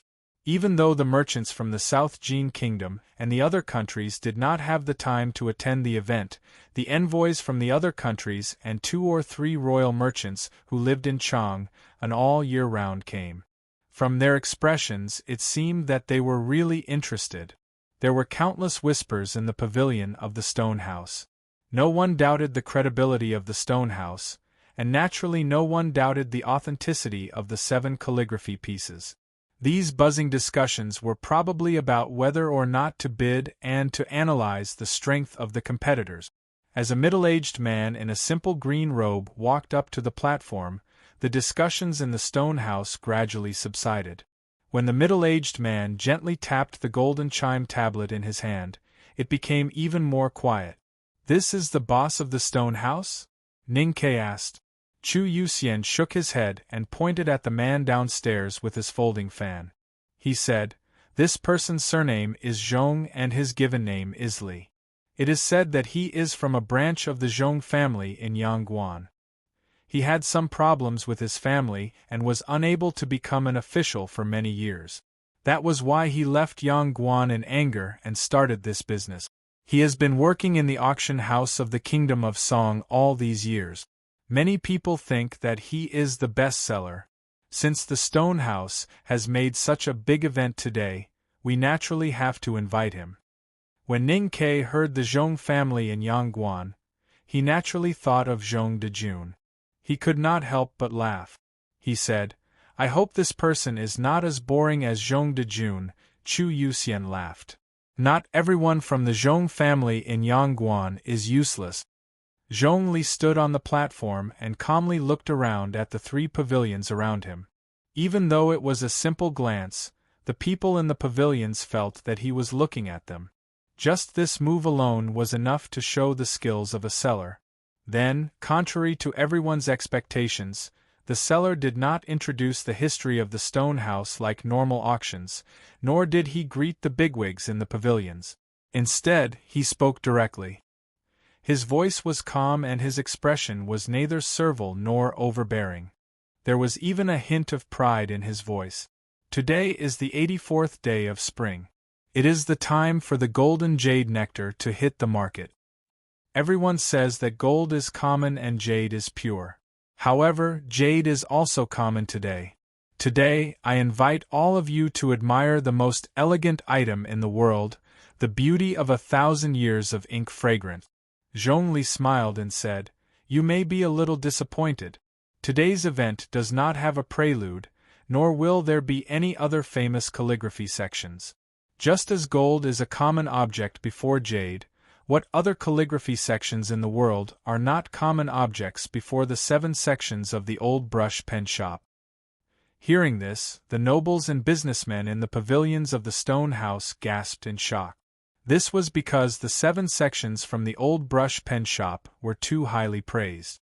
However, after thinking about it carefully, the people in the pavilions had to admit that even though this was a move by the stone house to raise its own status, they could not be faulted. This was because in today's world, not to mention the calligraphy masters of the past, even the works of the old masters and the works of the master of calligraphy could not compare to the glory of the old brush pen shop. As Chu Yuxian listened to the discussions and praises in the pavilion, his eyes brightened and his expression became more and more proud. He gently fanned himself and stole glances at Ning Ke from time to time. He thought to himself, "If you know that the owner of the old brush pen shop is sitting right next to me, won't you die of jealousy? Damn it. Even Chuan County is prohibited?" Chapter 2 will definitely be out before 11 o'clock. To be continued. If you like this work, please come to Chidian.com to vote for me. Your support is my greatest motivation. Chapter 429. Chu Yuxian waved his fan proudly and felt honored. The people in the attic of the stone house were also sighing in admiration, especially the Tangs, who also felt honored. Some said that there had never been such a young calligrapher in the world. Some said that Mr. Ning was the best calligrapher in the past 1,000 years. Some said that the flower-blooming calligraphy was the best semi-cursive calligraphy, and some said that the chicken soup calligraphy was the best cursive calligraphy. Hearing these comments, Ning Ke felt uncomfortable all over. He was indeed a thick-skinned person, and he had always been very confident in his calligraphy. However, calligraphy was his true love, and he knew that he was not worthy of such an exaggerated evaluation, so he could not help but feel a little uneasy. He knew that his calligraphy was good, and could even be said to be very good. In today's world, it was definitely top-notch. However, if it was not for the coincidence that the young man had written "flower blooming on the shore" in the imperial study, and the emperor's fanatical love, and then Master Yen Sei and the academy, even if his calligraphy was praised by the calligraphers, he would not have the status he had today. He thought back to the days when the old brush pen shop's calligraphy hung on the wall of Chang'an City was met with disdain during the spring rain. There were no customers for several days, and only Chao Xiaoshu stood outside the door with an umbrella, smiling. He knew very well that the so-called reputation was mostly attached, like the makeup on a woman's face. However, no matter how clear-headed Ning Ke was and how calm he was after his self-reflection, the officials and nobles in the attic of the stone house could no longer remain clear-headed and calm after hearing Zhong Li's simple words. The seemingly simple calligraphy sections were carefully sent to the stage by the most popular courtesan after Lu Shui from the House of Red Sleeves. Then, after rounds of intense bidding, they found new owners. Hearing the increasing amount of money, Ning Ke quickly calculated how much he could get. He realized that as long as he did not lose the chicken soup calligraphy, he should be able to satisfy his need. He could not help but smile, and looked forward to Lord Wang spending a lot of money later. As long as his reputation could earn him money, he could not be bothered with how fake his reputation was. The so-called shame and uneasiness disappeared in an instant. Chu Yuxian secretly glanced at his expression and felt that his smile was a little strange. He could not help but shiver and asked in a low voice, "What are you going to do? Which one do you want to buy? Chicken soup calligraphy?" He steeled his heart and said with a trembling voice, "I brought 50,000 taels of silver today." Ning Ke was shocked. He looked at him and asked, 50,000 taels of silver? What are you going to do with so much silver? Chu Yuxian said, "Father gave it to me." Ning Ke was even more surprised and said, "Your father is really going to buy it?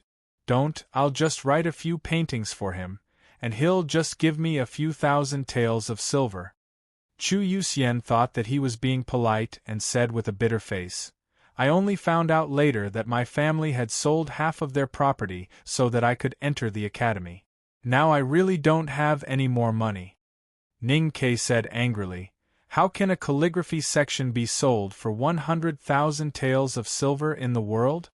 No matter how good the ink is, it's not made of gold. No matter how good the Huangzhou bud paper is, it's not made of jade."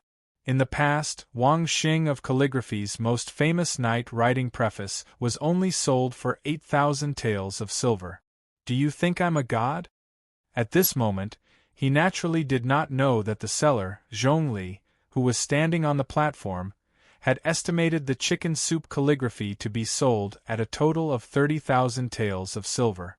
The beautiful woman from the House of Red Sleeves carried the agarwood table and slowly walked up to the platform. She was extremely beautiful and made people forget about her. She walked like a willow tree on a lake. However, no one in the attic looked at her. Instead, they looked at the note on the wooden table. Of course, the note had been carefully framed by the appraisal masters in Stonehouse. It was not exaggerated, but it added a sense of wonder. However, a note was still a note. It was just that in the eyes of the people, this note was no longer a note. It was a large sum of money or a small piece of land. The beautiful woman clearly sensed that no one in Stonehouse was paying attention to her. They were only looking at the section she was holding. However, she did not show any annoyance or sadness. Instead, she lifted her chin slightly. Compared to her previous elegant and gentle demeanor, she seemed incomparably proud. This was because the entire Chang'an city knew about the relationship between Ning Ke and the House of Red Sleeve. This legendary calligraphy section was written by Ning Ke when he was drunk in the House of Red Sleeve. She was a girl from the House of Red Sleeve. Of course, she had reason to be proud. It was quiet in the attic. Only the sound of the willow tree on the lake could be heard. Then, a few slightly heavy breathing sounds could be faintly heard. Everyone's eyes were fixed on the calligraphy section on the wooden table. Everyone knew the origin and reputation of this chicken soup calligraphy, as well as the legend related to it. In advance, they knew that the last of the 7 calligraphy pieces of the old brush pen shop was the chicken soup calligraphy. However, at this moment they finally saw the authentic chicken soup calligraphy, and they still could not hide their shock. The silence continued. Compared to the intense bidding of the previous 6 calligraphy sections, the silence now was unusually strange. It seemed that everyone was waiting for something.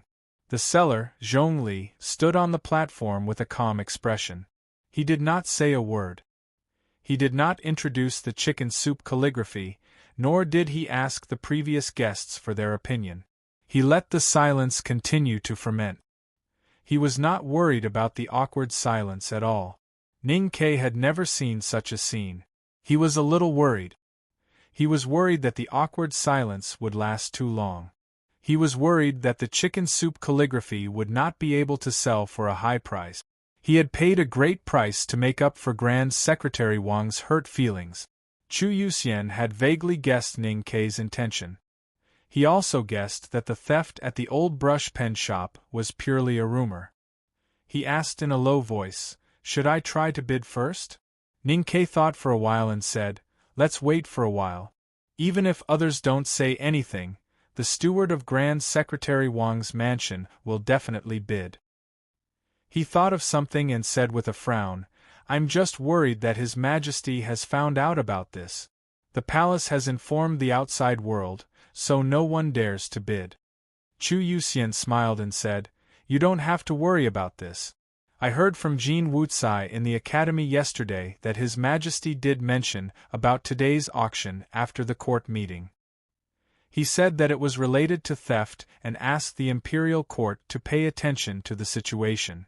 However, Grand Secretary Wang reprimanded him. Ning Ke only then knew that there was such a story. He could not help but laugh. His Majesty wants to find a way to sneak my things into the palace. He doesn't even think about whether the officials will be happy about it. Chu Yuxian said, "Yes, and I heard that Grand Secretary Wang and Old Chancellor made things difficult at the same time. In the end, they forced His Majesty to promise not to use the palace treasury to buy the calligraphy." Hearing this, Ning Ke felt even more gratified. Chu Yuxian said again, "But I heard that Grand Secretary Wang's mansion has said that whoever dares to snatch the chicken soup calligraphy will be against Grand Secretary Wang. Now that everyone is so quiet and no one has bid, it must be because of this."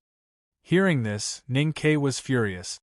He said angrily, "This old man, I have already given him so many things, and he still dares to play this trick on me. Later, when his steward bids, if no one bids, you will bring it up for me." After a long period of silence, a voice finally rang out in the pavilion of Stonehouse. The voice came from the best bamboo pavilion on the east side of the 3rd floor. Everyone knew that the steward of Grand Secretary Wang was sitting in that bamboo pavilion. The steward's voice was calm, but the price he shouted was shocking. 10,000 taels. The entire pavilion was shocked, and then the entire pavilion fell silent. Although everyone had vaguely guessed that this chicken soup calligraphy would definitely be sold at a shocking price today, no one had expected that the first bid had already surpassed the final price of the Master of Calligraphy's Night Preface. It had set a new record for calligraphy auctions. Ning Ke's body leaned forward slightly. When he heard the voice, he immediately relaxed and leaned back in his chair. He thought to himself that Grand Secretary Wang was quite kind. Even if no one else bid against him, He probably had enough money in his hands. Grand Secretary Wang was a senior statesman of the Tang Empire for 3 dynasties. Even princely Peiyan had to bow to him when he entered the imperial court.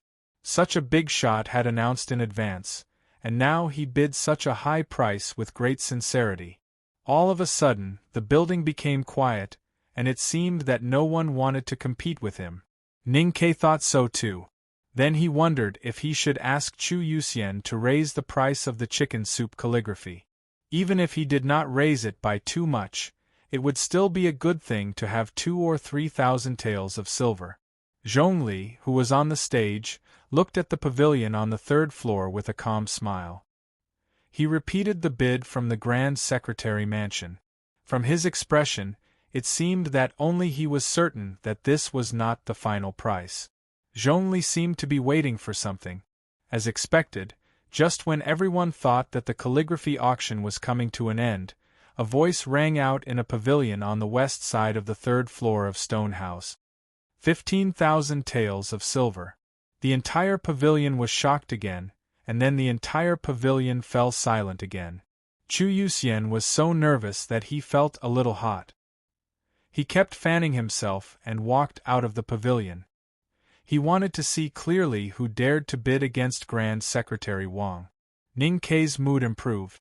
Even though Stonehouse had the responsibility to protect the identity and privacy of the bidders, and there were curtains made of bamboo in front of the pavilion to cover the movements inside, this was Chang, and after all, there were only a few people who could afford to enter Stonehouse with such status. Not long after, the identity of the bidder on the west side of the 3rd floor was found out. Immediately, there was a lot of discussion in the pavilion. It's a royal merchant from the South Jin Kingdom who came to Chang'an to buy. Chu Yuxian panted as he walked back to his room. He wiped his sweat as he reported what he had just heard. He's actually from the South Jin Kingdom? Ning Ke was a little shocked. Even though his calligraphy was famous in the world, the South Jin Kingdom had always been hostile to the Tang Empire. The people from the South Jin Kingdom must have looked down on him, a Tang calligrapher. Why would they choose such an occasion to buy his calligraphy? One must know that this was equivalent to raising the prestige of the Tang Empire. Chu Yuxian said, "I heard that the royal merchant from the South Jin Kingdom works for the Crown Prince." Ning Ke was even more shocked. After thinking for a while, he asked hesitantly, "The Crown Prince of the South Jin Kingdom does not like men, right? I'm going to walk the dog first. The 3rd chapter will probably come out later. There seems to be something wrong with the dog's eyes. I may take it to see a doctor tomorrow. I'll report to everyone first." To be continued. If you like this work, please come to Chidian.com to vote for me. Your support is my greatest motivation. Chapter 430. The South Jin royal merchant in the West Pavilion on the 3rd floor was willing to offend the bigwigs of the Tang Empire to participate in the bidding for the chicken soup calligraphy. This could only be the will of the Crown Prince behind the royal merchant. As the future emperor of the South Jin Kingdom, who was the most hostile to the Tang Empire, he was willing to spend a large sum of money to purchase the chicken soup calligraphy to make a name for Ning Quebec. Other than the fact that he was crazy, Ning Ke could not understand why. In the end, his train of thought deviated from the right path and entered the realm of evil. Chu Yuxian did not know that Ning Ke's question was full of hidden meanings. He replied, "The South Jin Kingdom Crown Prince is known for being lecherous. How would he be interested in men? I have never heard of him liking calligraphy."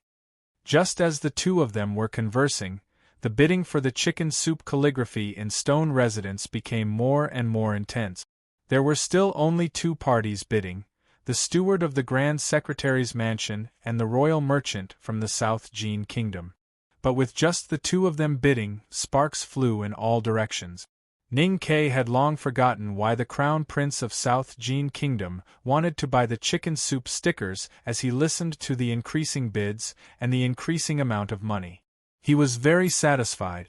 Not long after, the price of the chicken soup calligraphy rose to 18,000 taels of silver. The sound of curtains being drawn could be heard from the third floor. The butler of Grand Secretary Wang's mansion walked out with a sullen face.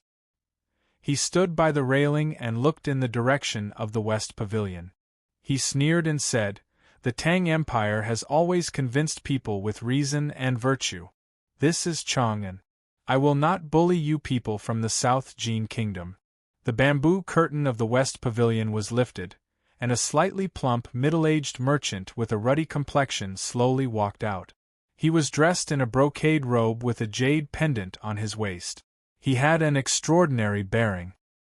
He looked at the chief steward and said, "I have an important mission, so I don't dare to give up easily. Please forgive me, chief steward."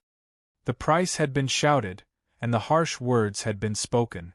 What followed was naturally a repeat of the previous bidding process. Although none of the parties suddenly increased the price by too much, as time passed, the price of the chicken soup calligraphy on the stage gradually increased to a jaw-dropping level. 31,000 taels of silver. 32,000 taels of silver. 33,000 taels of silver. The chief steward of the Grand Secretary's mansion looked gloomy as he stared at the South Jin merchant in the West Pavilion and bid 33,000 taels of silver.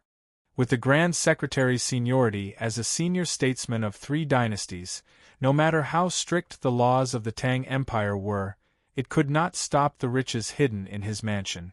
30,000 taels of silver was indeed a lot, but it would not frighten the chief steward. However, everyone knew that he was backed by Grand Secretary Wang. A courtier spending 10,000 taels of silver on a section of calligraphy would definitely cause some discussion. Therefore, he wanted to see the merchant from the South Jin Kingdom back off. Who would have thought that the South Jin Kingdom royal merchant would add another 1,000 taels of silver without hesitation? Looking at his calm expression, it seemed that he would not care even if he added tens of thousands of taels of silver. The chief caretaker of the Grand Scholar Manor looked even gloomier. There were some foreign envoys and merchants in the stone house. Most of them were Tangs, the wealthiest kind. They could not help but feel annoyed at the South Jin royal merchant's actions. It was not that they did not have money, but no matter how much they loved Serning's calligraphy, they would feel that the price was too high. The South Jin royal merchant did not seem like he was here to buy the section. Instead, he seemed like he was here to compete with the Tangs, or even to embarrass them. Discussions started in the pavilion. 2 royal merchants from the Tang Empire, who lived in the south city of Chang'an, prepared to bid. The atmosphere became more heated, or rather, tense. The only person who could remain calm was probably the seller, Zhongli. He had long known that the South Jin royal merchant was in Chang'an, so he had expected such a scene. It could even be said that he had single-handedly caused the conflict between the Tangs and the South Jin Kingdom. Zhongli was the son of the Zhong family in Yangguan. Yangguan was the most prosperous city in the southern border of the Tang Empire. It was very close to the South Jin Kingdom. In fact, it had been the northern capital of the South Jin Kingdom 300 years ago. As such, the people who lived there knew the South Jin Kingdom very well. Even though he had been chased out of the Zhong family a long time ago, he knew everything that had happened in the South Jin Kingdom. He was well aware of the sensitivity and even abnormal self-esteem of the South Jin Kingdom people when they faced the Tangs. Because of something, he was certain that the South Jin royal merchant would not give up on the chicken soup calligraphy no matter what. That was why he dared to say in front of everyone that the chicken soup calligraphy would sell for at least 30,000 taels of silver. Now that it had passed the 30,000 taels of silver, Zhongli could not help but feel proud. As a seller, his greatest honor was to leave his name in the history books along with the goods he sold. As a seller, Zhongli could be calm, happy, and proud. However, as the owner of the stone house, the boss found that the atmosphere was too intense and out of control. He could not be happy no matter what. It was good to earn more commission, but what would he do if he offended 2 important figures? The boss stood behind a pillar on the first floor. He looked at Zhongli with a gloomy expression and signaled with his eyes. Zhongli understood and began to try to reduce the atmosphere. However, as an imperial merchant of the Tang Empire brazenly joined the battle, his attempt to end the auction suddenly turned into a bubble. Hearing the increasing amount of money, even Zhongli, who had seen more extravagant auctions and bigger scenes, began to feel nervous and even terrified. The bidding had already become a battle between the Tang and the South Jin Kingdom. Although this battle had nothing to do with powerhouses or cavalry, it was only about money. However, it was not something he could control. Zhongli lifted his sleeves to wipe his sweat. He realized that he had underestimated the determination of the people of Chang to protect their pride. He had also underestimated the influence of the crown prince of the South Jin Kingdom on the South Jin royal merchant. The royal merchant of the South Jin Kingdom made another unbelievable offer. Then, he looked at the nobles of the Tang Empire in the pavilion and smiled. The South Jin Kingdom is not as wealthy as the Tang Empire, and I'm just a small merchant. I'm not worthy of your attention. However, the South Jin Kingdom is one of the few big countries, and we still have some silver in our treasury. Hearing this, the pavilion was in an uproar. Although the Tang people present were rich, if the South Jin royal merchant used the South Jin Kingdom's national treasury to bid, who could be his match? Unless the Tang emperor took out the silver from the palace treasury and bid. Just as the merchant had said, although the South Jin Kingdom was not as wealthy as the Tang Empire, how could a royal merchant or a grand secretary compare to the amount of silver in their national treasury? Were they really going to be humiliated by the South Jin royal merchant today? Although they could bid as high as they wanted, what if the South Jin royal merchant suddenly stopped bidding? They could not go back on their word when the time came. The laws of the Tang Empire were not just for show in Chang'an. How can you use the silver in the national treasury to fight with someone? Ning Ke looked at the South Jin royal merchant. He could not understand what was happening. Chu Yuxian said mockingly, "How would such a backward country know any rules? Do you think it's like the Tang Empire?" In the eyes of the South Jin Emperor and the Crown Prince, the national treasury is their own accounting room. They can use it however they want. At this moment, a subordinate of the Grand Secretary hurried to the steward's side and whispered a few words. The steward, who had been silent for a while, turned to look at the South Jin royal merchant in the West Pavilion. He laughed coldly and said, "I was wondering why the South Jin Crown Prince was so interested in the chicken soup calligraphy. So it's because of the Hill Master of the Great River Kingdom." The South Jin royal merchant did not deny it. He smiled and said, "That's right. His Highness knows that the Hill Master loves the chicken soup calligraphy, so he decided to buy it and give it to you." The chief steward looked at the royal merchant from the South Jin Kingdom and suddenly laughed out loud. He said mockingly, "Everyone knows that the Hill Master is infatuated with Mr. Ning Ke of the Tang Empire. That's why she loves the chicken soup calligraphy so much. Does the Crown Prince expect that the chicken soup calligraphy can replace Mr. Ning Ke in the Hill Master's heart? This is ridiculous and ridiculous to the extreme." The South Jin royal merchant's expression changed. The steward did not wait for him to speak. He continued mockingly, "You're trying to use something that belongs to a woman's beloved to make her fall in love with someone else. I really don't know what the Crown Prince is thinking. I didn't expect the South Jin people to be trash on the battlefield. The Sword Master from the Sword Garret is trash. You're even so useless in love." The South Jin royal merchant's face darkened at the humiliation. His sleeves trembled and his fists were clenched tightly. However, there was nothing wrong with the steward's words. The South Jin army had never been a match for the Tang cavalry on the battlefield. Lu Qingshan from the Sword Garret had indeed been killed by Ning Ke at the side door of the academy. The story between the calligraphy addict, Mo Shanshan, and Ning Ke had been spread around the world for many days.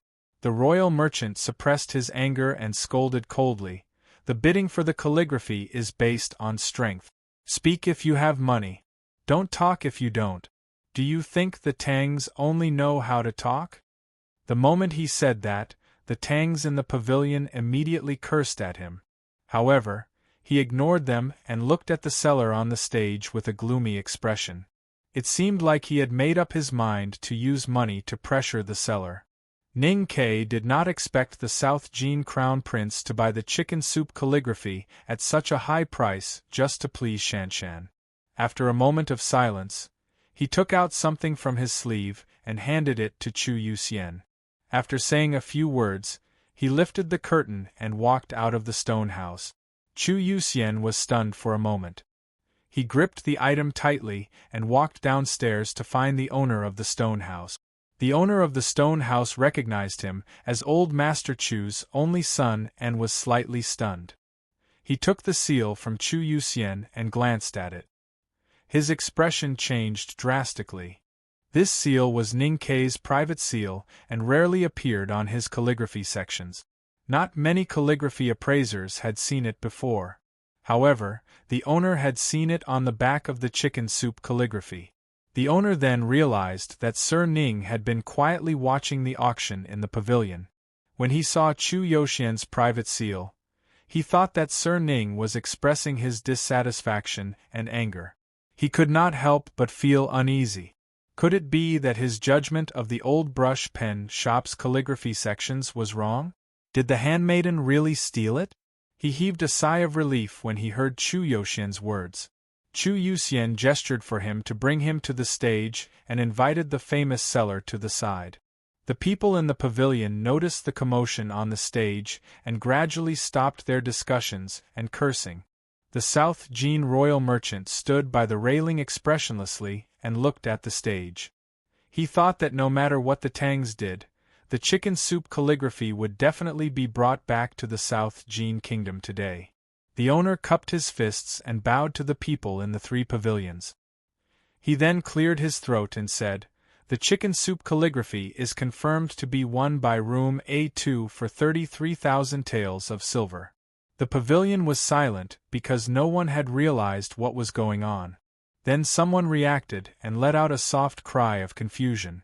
Room A2 was where the steward of Grand Secretary Wang's residence resided. However, the bidding had not ended.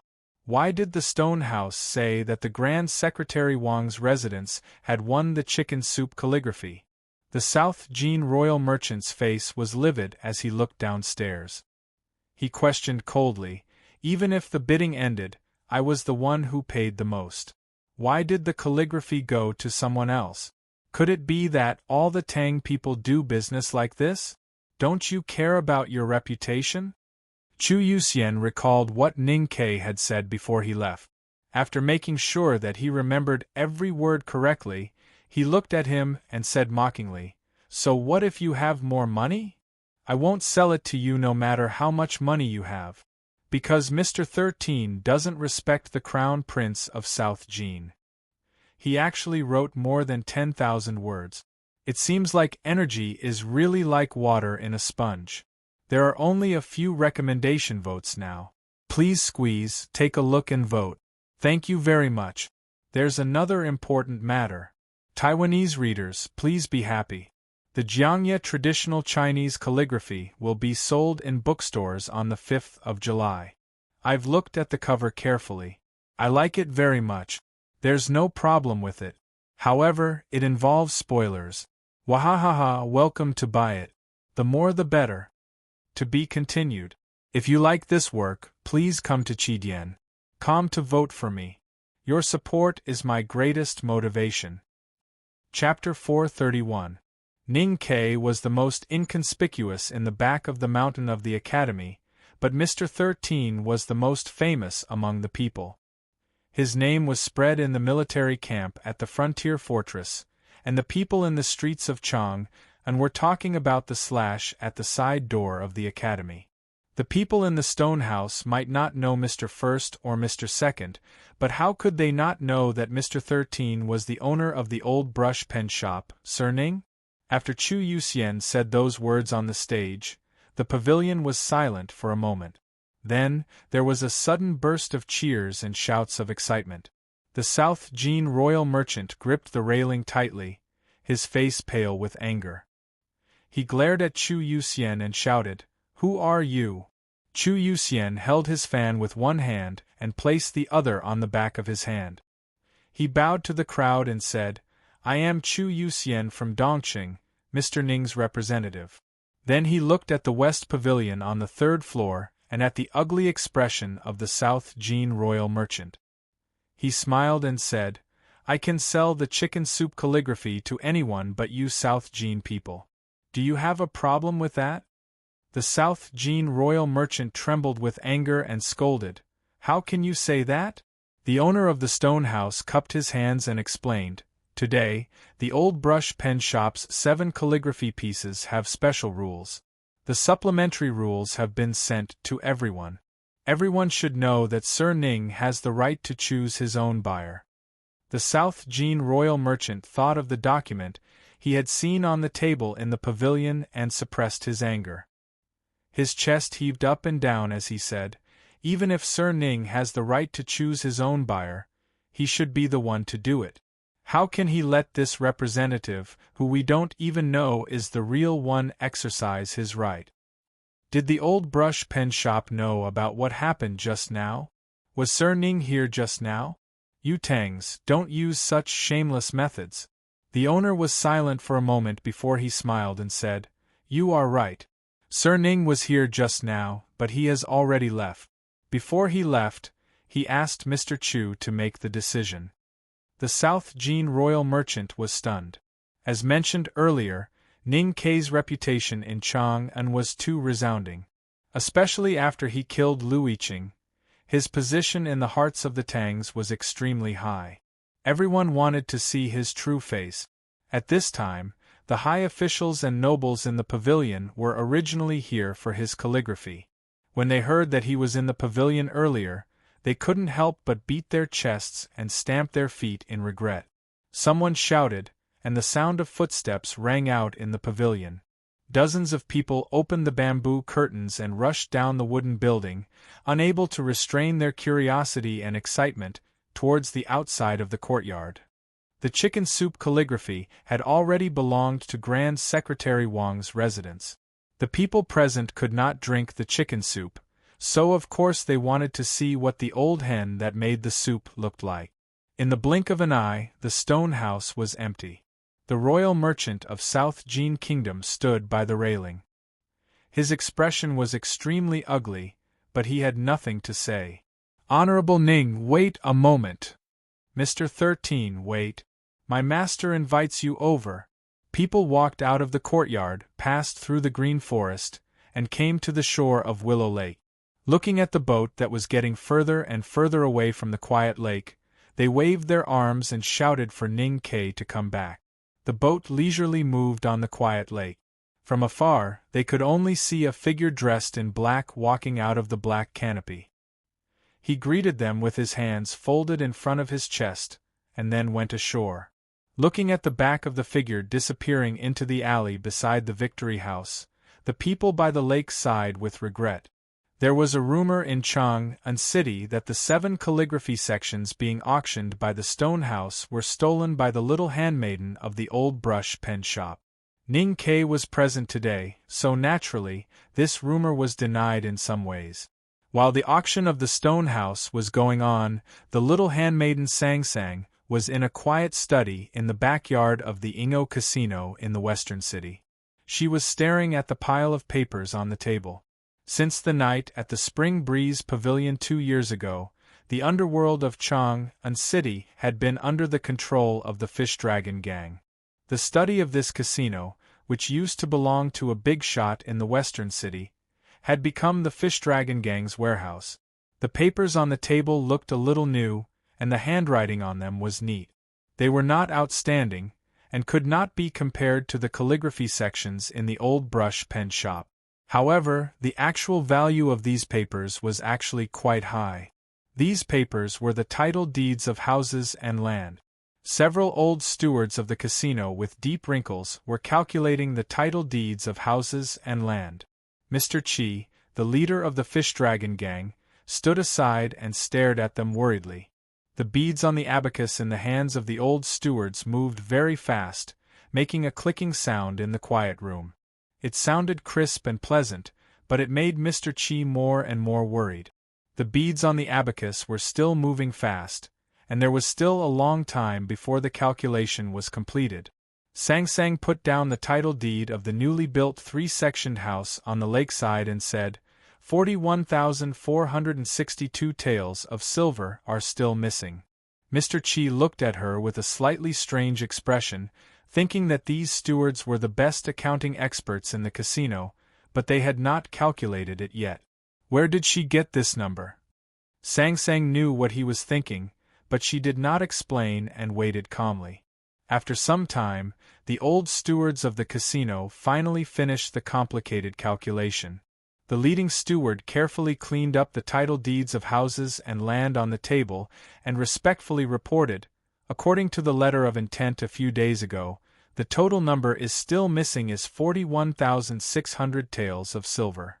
This number was a little different from the number Sang Sang had calculated, but not by much. Mr. Chi looked at Sang Sang in surprise, thinking that it was really amazing that she could only make such a small mistake in mental calculation. Sang Sang knew that her calculation was correct, and those old stewards had calculated the tax rate wrong on a title deed. However, thinking that the difference was not big, she did not point it out. Looking at her expression, Mr. Chi made a gesture to let those stewards of the casino leave, and then said seriously, "The price of houses and land at the foot of Yenming Mountain is indeed cheaper than other places in Chang'an City, but if we buy so many houses at once, some greedy guys will always raise the price."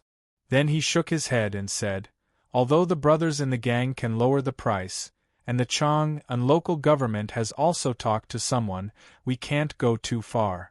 If someone reported this to the imperial court, it would be hard for me to explain to second brother Chow when he comes back. So this is probably the final price." It turned out that the title deeds of houses and land on the table were the deeds of the houses by the Yenming Lake. The Yenming Lake had recently been dredged by the Ministry of Works of the Imperial Court, and the accumulated lake mud was still piled up near the sand and stone mountains. It was said that it would not be better until next summer. Because of this, although the scenery of the Yenming Lake at the foot of Yenming Mountain was beautiful, it was still not a good place for people in Chang'an who paid attention to the quality of life. The land and housing prices by the Yenming Lake were the cheapest in Chang'an City. Nowadays, most of the houses by the lake were dilapidated old houses, and the occasional new houses were built by ordinary people who were greedy for cheap. Hearing Mr. Chi's words, Sang Sang nodded and said, "Young master has already predicted that the price will be raised." These days, Mr. Chi had been secretly buying the title deeds of houses and land by the Yenming Lake at Ning Kei's request. As the leader of the biggest gang in Chang'an City, he naturally had countless subordinates to do this for him. But at this time, he still did not understand why Ning Kei wanted to buy these properties. It's good to stroll by the Yenming Lake occasionally. It's not suitable to live there. He frowned and said, "Even if you want to live there, you don't have to buy all the houses by the lake. No matter how low the price is, it's still a huge sum." Sang Sang said, "I don't know why young master wants to buy all the houses by the lake. Maybe he wants to be quiet and doesn't want to be disturbed." Mr. Chi shook his head repeatedly and thought that if he really wanted to be quiet, there would be so many beautiful places in Chang'an City to build new houses, and there would be no need to make such a big noise. And it was obviously a losing deal. More than 40,000 taels of silver. Sang Sang looked at the title deeds of houses and land on the table and said to herself, "I don't know if it will be enough." Mr. Chi said, "I do have some money in my hands, but it's all in the public account. I just manage it for second brother Chow and other brothers, so I can't take it out." Sang Sang nodded and said, "Thank you, Mr. Chi." Mr. Chi waved his hand to show that it was okay, and then he came up with an idea and said, "In fact, as long as Ning Kei enters the palace and says something, it's not a big deal to get more than 40,000 taels of silver." Sang Sang thought about Ning Kei's intention of buying the houses by the Yanming Lake and understood that he definitely did not want to have anything to do with the imperial court.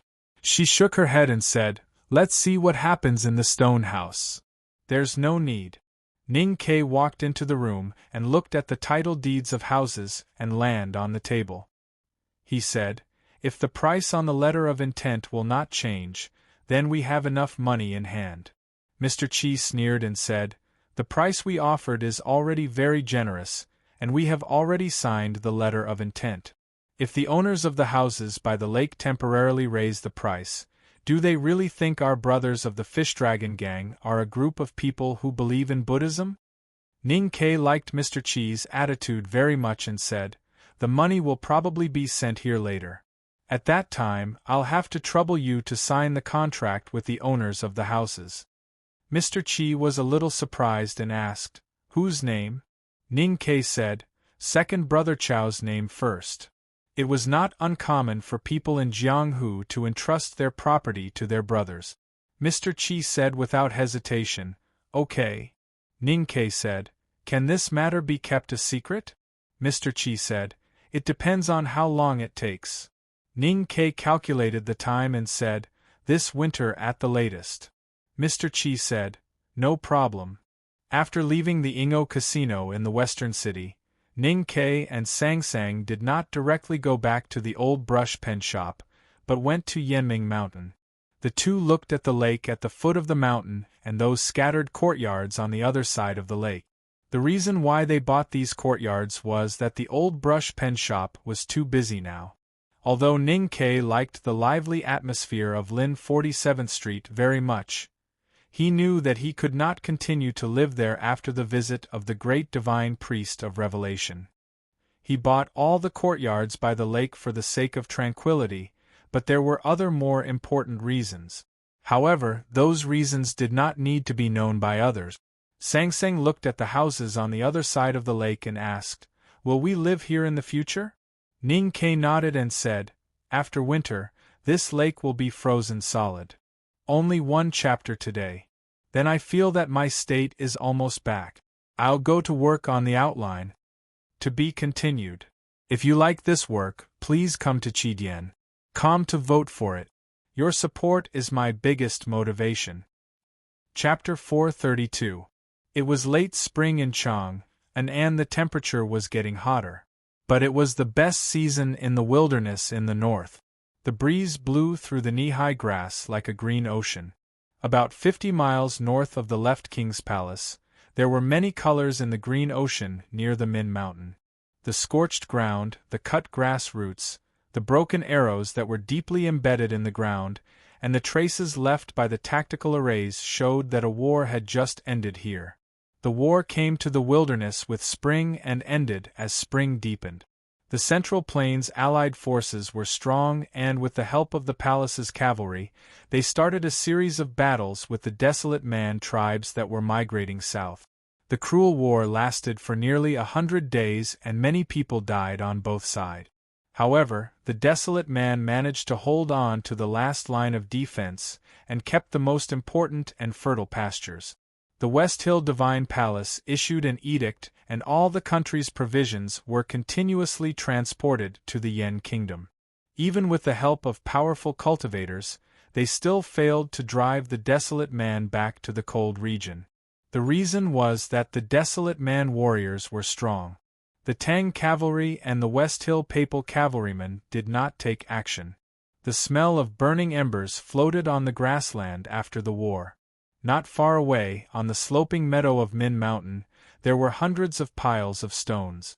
All kinds of cloth strips were hung on the piles, dancing in the spring breeze. These piles of stones were the graves of the grassland cavalrymen. Bodies of the Desolate Man warriors were rarely seen on the grassland because no matter how fierce the war was, the Desolate Man would bring their dead companions back to the tribe at all costs. After nearly 100 days of war, the Central Plains Coalition Army did not capture a single Desolate Man.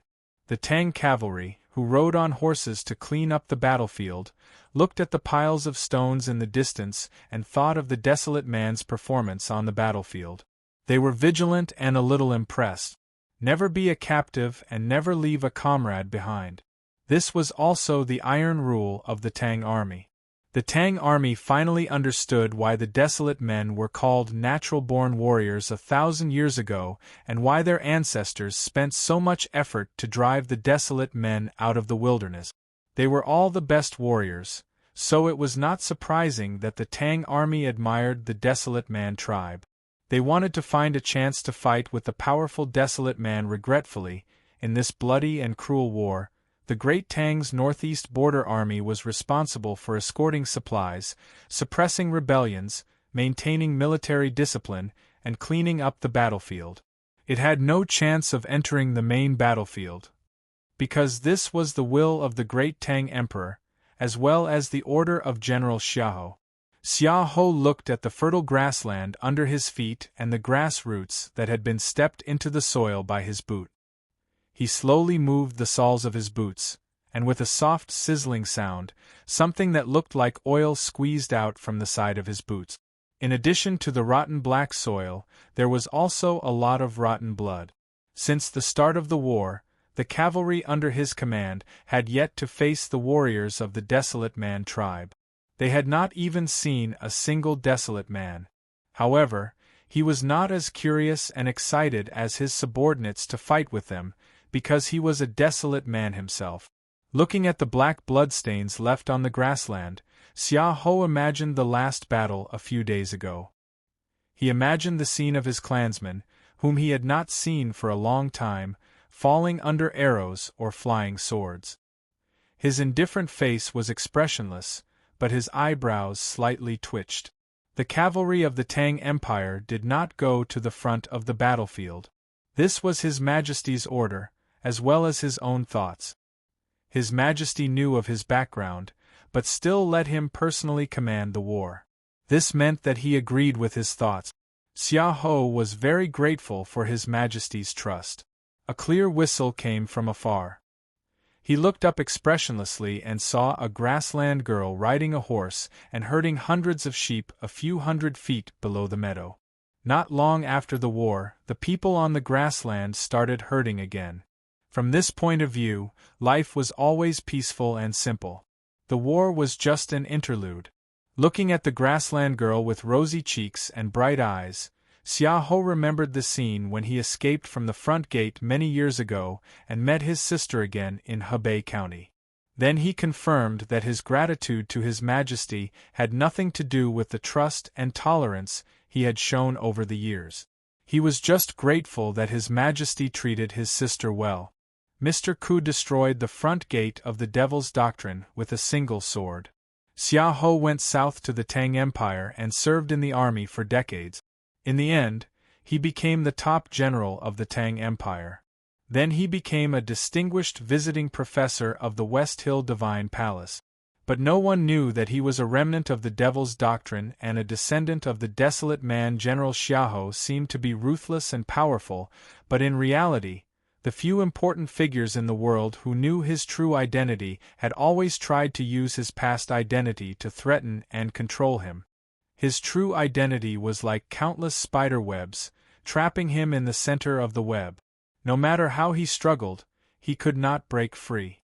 He could only gradually fall silent and then gradually suffocate. The Emperor of the Tang Empire and the Hierarch of the West Hill Divine Palace knew where he came from. Both of them were like two indestructible stone walls that had been slowly closing in on each other over the years. Sandwiched between the stone walls, he found it hard to breathe. No matter which side he leaned towards, he would die. He once thought of leaning on both sides of the stone walls. He wanted to be loyal to the Tang Empire and serve the West Hill at the same time. In the past few years, he had indeed done so. But two loyalties could not get along. So in the end, he could only be loyal to himself. He maintained his strength with violence and coldness, and did not lean against the stone walls. Regrettably, there was a limit to a person's strength. He was still very strong now, but he would grow old, get sick, and become weak. However, those two stone walls would never become weak. Moreover, He had killed many people, and those people wanted to kill him very much. So Xia Ho wanted to make himself strong forever. He went to the north of the Hulun Sea and wanted to seize the tomes of Arcane. But in the end, he lost all hope in front of the scholar. When he was truly in despair, he suddenly had a new hope. In front of him, at the end of his rope, there was suddenly a glimmer of hope. That scholar made Xia Ho give up on the idea of being powerful forever, of being insufferably arrogant forever. But he also discovered the possibility of returning safely and not caring about the affairs of the world. Summer is coming. Everything is coming to an end. Xia Ho looked at the grassland in the spring breeze and thought of the coming midsummer. A rare, gentle expression gradually appeared on his cold face. His sister was the Empress of the Tang Empire. His sister's name was Summer. The gentle spring breeze blew on the general's gentle face. There was a strong smell of blood in the wind, and then there was a sound of weeding. Not far behind Xia Ho, more than 100 grassland cavalrymen and Yen soldiers knelt on the ground. Under the bright knife light, their heads were separated from their bodies, and blood flowed into the sea of grass. These grassland cavalrymen and Yen soldiers were arrested for rebellion and violation of rules. They were all killed without a trial, just because of General Xia Ho's words. On the battlefield, the northeast border military of the Tang Empire was responsible for maintaining military discipline and suppressing rebellions. But today's execution without a trial had seriously violated the rules of the Divine Hall and the law of the Tang Empire. But the law of the Tang Empire could not control the general. So Xia Ho killed people like grass. His expression did not change. An officer rode a warhorse and galloped from the direction of the military camp. Xia Ho took the letter handed by the officer. Although he was stationed in Tuyang City all year round and was far away in the wilderness, he was after all the defender general of the Tang Empire. He had many spies in Chang'an City and the imperial court. He did not have many personal relationships with Defender General of the state Su Shi, but they respected each other. So some things in the military ministry would be passed directly to the military camp through those spies. The letter described what had happened in Chang'an City recently. Xia Ho knew about the 2 conversations between Su Shi and Ning Quebec. He also knew about the death of Huang Xing and Yu Shuizhu on the rainy street. So he read the letter in silence for a long time. Last year in Tuyang City, he had reached an agreement with the Academy. So he did not want to care about the Academy's entry into the human realm and would not be as vigilant as Su Shi. However, the death of Huang Xing and Yu Shuizhu made him vigilant. Huang Xing and Yu Shuizhu were the prince's men, and also his men. And they were both involved in that incident. Xia Ho did not understand why Ning Ke was against him. First he killed Lin Ling in the wilderness, then he killed Gu Shi in Tuyang City, and now he killed Huang Xing and Yu Shuizhu. All the people close to him had died one by one under his knife. The imperial court and the academy had agreed to his retirement, but it seemed that this person had a different opinion. Is there really a fish that escaped the net? Xia Ho frowned slightly and shook his head after thinking for a moment. He knew very well that Lin Guangyuan's son was dead, because he had personally examined the body of the white and clean little boy. Then he remembered a saying in Chang'an City. The Academy's Ning Ke and Princess Li Yu were close. Was it because of the dragon throne? Xia Ho's expression grew colder and colder. He had already decided to retire, but if someone tried to harm his sister, harm his nephew, or steal the throne that belonged to his nephew, then he would kill the other party at all costs. The executions continued. The heads of the soldiers who violated the rules were cut off and fell on the grassland. The sound of bones scraping could be heard continuously. In the smell of blood, Xia Ho thought about what happened in Chang'an and gradually became murderous. At this moment, a figure suddenly appeared in the blue sky above the grassland. The man jumped down from the sky, whistling through the air, and rushed towards Xia Ho with an incomparably domineering murderous intent. Xia Ho looked up. In addition to the figure in the sky, there was also the blazing sun. So he narrowed his eyes. He was already very familiar with this scene. He had seen it on the northern shore of the Holland Sea. These days, he had seen it several times. So he did not panic, and his expression was still calm and indifferent. An extremely fierce aura gushed out from his body. His leather boots stepped deeply into the soft grassland soil. The next moment, the soft soil instantly became extremely hard. With the soles of his boots as the center, countless traces like a spider web appeared on the grassland. Xiaoho stood in the middle of the grassland that was cracked like a spider web. With the huge counterforce from his feet, he flew into the sky. His battle robe fluttered. He was as fast as a flying bird and as bright as a god. Tang, the world wayfarer of the Devil's Doctrine, jumped down from the sky. Xiaoho, the former powerhouse of the Devil's Doctrine, flew into the sky. The two men met in the sky above the grassland. Once they met, it was like a bolt from the blue. In the clear sky, a muffled thunder suddenly sounded. A powerful shockwave began to spread from the sky in all directions. In the distance, the sheep that were lowering their heads to graze were startled and fell to the ground. The grassland girl who was herding the sheep was startled and fell off her horse. The Tang soldiers who were executing the military law covered their ears and knelt down in pain. The strong wind blew, and the sea of grass was flattened and broken grass was flying. I'm still one breath away. 1 chapter today and 2 chapters tomorrow. I'll gradually pull myself back to the state. To be continued. If you like this work, please come to Qidien.com to vote for me. Your support is my greatest motivation. Chapter 433. The two silhouettes met in the air, like the legendary floating mountains in the depths of the western wilderness colliding with each other. The terrifying sound of the collision reverberated in all directions. The sharp blood-red broadsword stirred up countless whistling sounds in the air, as if the blue sky was about to be split open. However, most of the momentum of the broadsword was blocked by a pair of iron fists. Occasionally, the broadsword broke through Xiaoho's iron fists and fell on his body.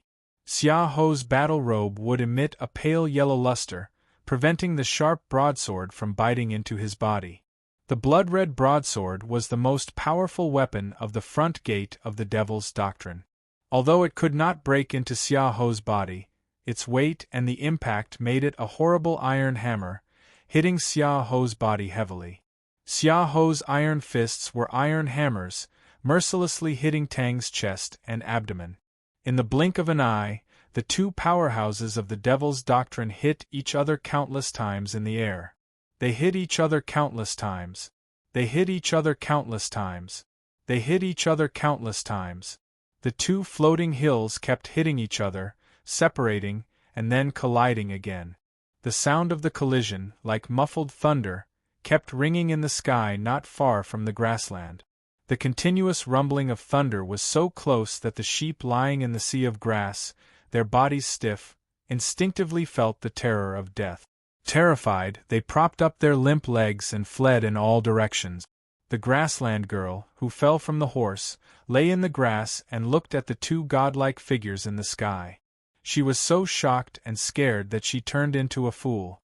She couldn't care less about her flock of sheep. The soldiers of the Tang army, who were enforcing the military law, covered their ears and knelt on the grass with pale faces. 3 soldiers who were lucky enough not to be beheaded could not cover their ears because their hands were tied. Black blood gradually flowed out of the corners of their eyes and noses. A moment later, they were shocked to death by the collision of the two powerhouses in the air. The horses on the meadow neighed in panic. The heaviest muffled thunder sounded in the sky above the grassland. The fierce wind swept the earth from the sky, breaking the long grass and flying everywhere. The two figures in the air finally separated, retreated hundreds of feet, and fell on the grassland. 2 muffled sounds almost at the same time sounded on the grassland. Xiaoho and Tang's domineering aura leaked out a little as their feet landed on the ground. The grassland under their boots suddenly collapsed and turned into two pits. The spring grass in the pits turned into broken pieces, like newly built tombs that had not been sealed. Enemy attack! Assassins! Even though they were facing peerless powerhouses like the World Wayfarer of the front gate of the Devil's Doctrine, the well-trained border army of the Tang army woke up with a strong will and began to organize a defense line. The sound of horses' hooves and armors collided incessantly. In the military camp at the bottom of the meadow, hundreds of heavily armored black cavalry of the Tang Empire assembled at an unimaginable speed. They formed two vanguard formations and galloped out of the camp, leaving grass and dust in their wake as they launched a surprise attack and sealed off the meadow. Then there was the sound of wheels rolling. More than 10 heavy-duty crossbows were pushed out of the camp and aimed at the man on the meadow. Array masters, under the protection of powerful attendants, began to set up temporary arrays. The Tang cavalrymen stared at the man on the meadow with grim expressions. The enemy was only one person. The Tang army was fully prepared, but they still sensed an unprecedented danger. The atmosphere on the meadow became extremely tense. Tang stood in the meadow, stood in the slightly sunken pits, stood in front of hundreds of the most elite Tang cavalry in the world, stood in front of countless crossbow bolts. His expression was still calm, still silent, as if he had seen nothing. He only had eyes for Xiaohou, who was not far away. Dun was still wearing the ordinary leather jacket, but compared to the past, his leather jacket looked more shabby, and many parts of it had even rotted. His expression was calm, but his face was somewhat haggard. He had helped the Senior Statesman Society lead the tribe to fight against the Central Plains Allied forces for many days. Recently, he had continuously attacked Xiaohou and fought with the Tang army several times. Even if he was an Iron Man, he would still feel tired.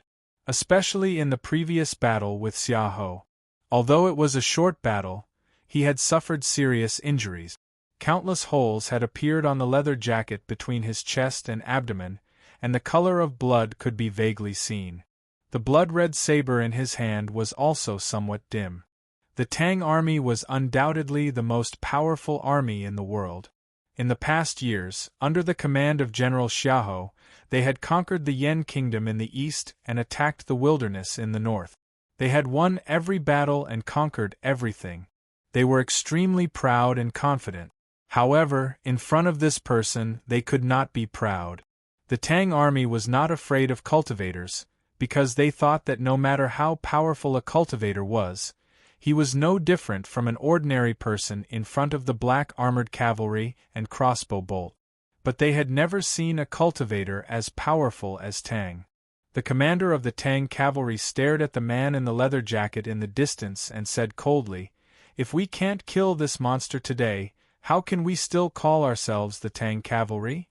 The hundreds of Tang cavalrymen on the meadow heard this, and their expressions suddenly became solemn. They pulled out their padeos from their sheaths and collectively shouted, "Yes, sir!" Hundreds of padeos were pulled out from their sheaths at the same time. The sound of the padeos being pulled together became very solemn and even tragic.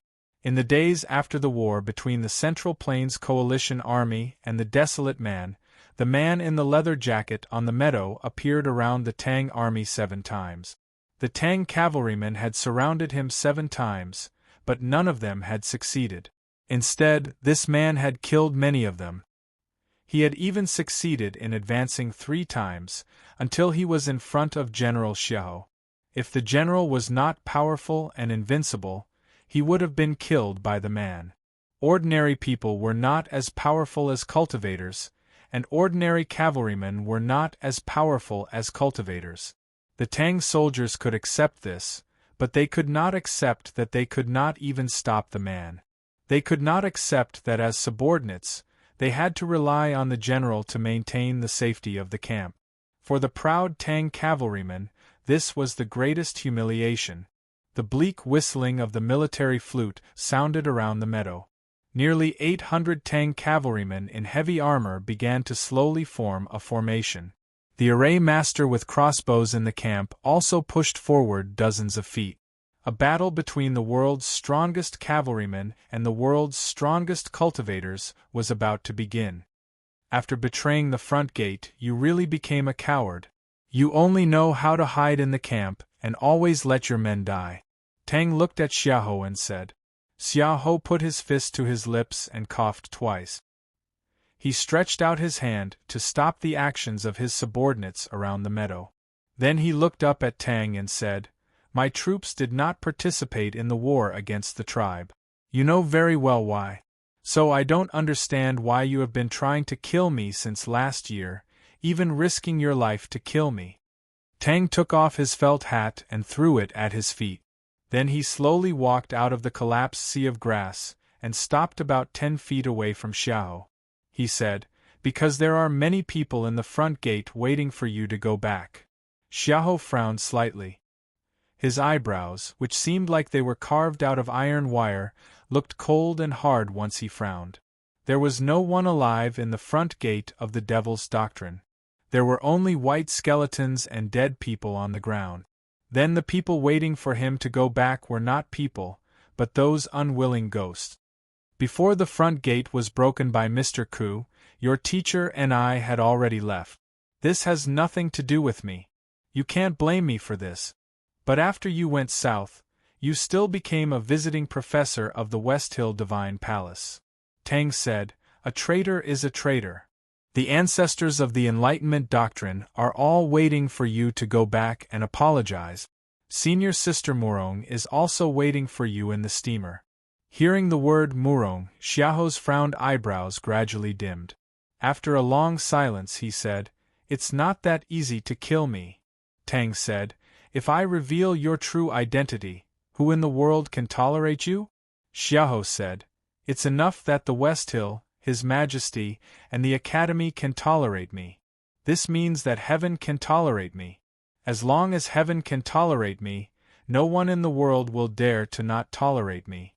Tang said, The Emperor of the Tang Empire can tolerate you because of your military achievements. Maybe he wanted to get rid of you long ago, but he didn't want to have a direct conflict with the West Hill. He didn't have any evidence, so he sent you to the border. The reason why the Academy didn't kill you is that the people in the Academy have long forgotten how to kill. Maybe what you said makes sense. Xiahou looked at him expressionlessly and said, But you are not the Haotian Taoism, the Emperor of the Tang Empire, or the Academy. So you can't kill me. And now in the whole world, only you want to kill me. Tang said, Why can't I kill you? Xiahou looked at the blood-red giant knife in his hand and the terrible blade that penetrated deep into the ground of the grassland. He said, Because the divine knife has dimmed in your hands. Tang said, Your armor has also been broken. The battle robe that Xiahou was wearing was a new one that he had changed in the morning. At this time, it had already been shredded by Tang's blade, revealing the armor that glowed with a metallic luster. He was the Defender General of the Tang Empire. The armor on his body was personally designed by Professor Huang He of the Academy and supervised by the Academy. It was engraved with complicated talisman lines that could provide him with seemingly endless protection. However, even though it seemed endless, it was not truly endless. Last year in the north of the Hulun Sea, the blood-red giant knife in Tang's hand had left a deep mark on the armor. In recent days of continuous battles, the armor had become much dimmer than in the past, especially near the chest and abdomen. There were even a few cracks, indicating that it would break. This armor wouldn't be able to last much longer. You have been injured all the time. Xiahou looked at the fist marks and bloodstains on Tang's chest and abdomen and said, And you have been seriously injured. If you were in good condition, it would probably take about 4,000 armored black cavalries to trap you. But now you may die in the iron hooves at any time. If you want to kill me, you must be prepared to be killed by me at any time. Only if you can break my legs will your cavalry be able to trap me. Tang said, But you know it is not easy to break my legs. You tried to do this 3 times in a row, but you did not succeed. You will never succeed. After a short pause he said, "And you're also constantly getting injured." Xiahou said, "My injuries are lighter than yours." Tang said, "But you are older than me." Xiahou said, "We are both disciples of the Enlightenment doctrine. Do you still believe the nonsense of old age and weak health?" Tang said, "Old age does not mean that my body is weak, but my spirit is definitely not as good as it was. For example, you are more afraid of death now than before. Of course, you have been afraid of death since you cooked Morong." Xiahou was silent. The older one is, the more easily he is afraid of death. The more cowardly one is, the more easily he is afraid of death. And the more afraid one is, the more easily he will die. Tang looked at him and said, "As long as you do not return to Chang'an, I will always follow you and continue to waste time with you. I want to see you die in front of me with my own eyes." Xiahou did not say anything else. He turned and walked down the meadow. The flute suddenly sounded, and the hooves around the meadow thundered.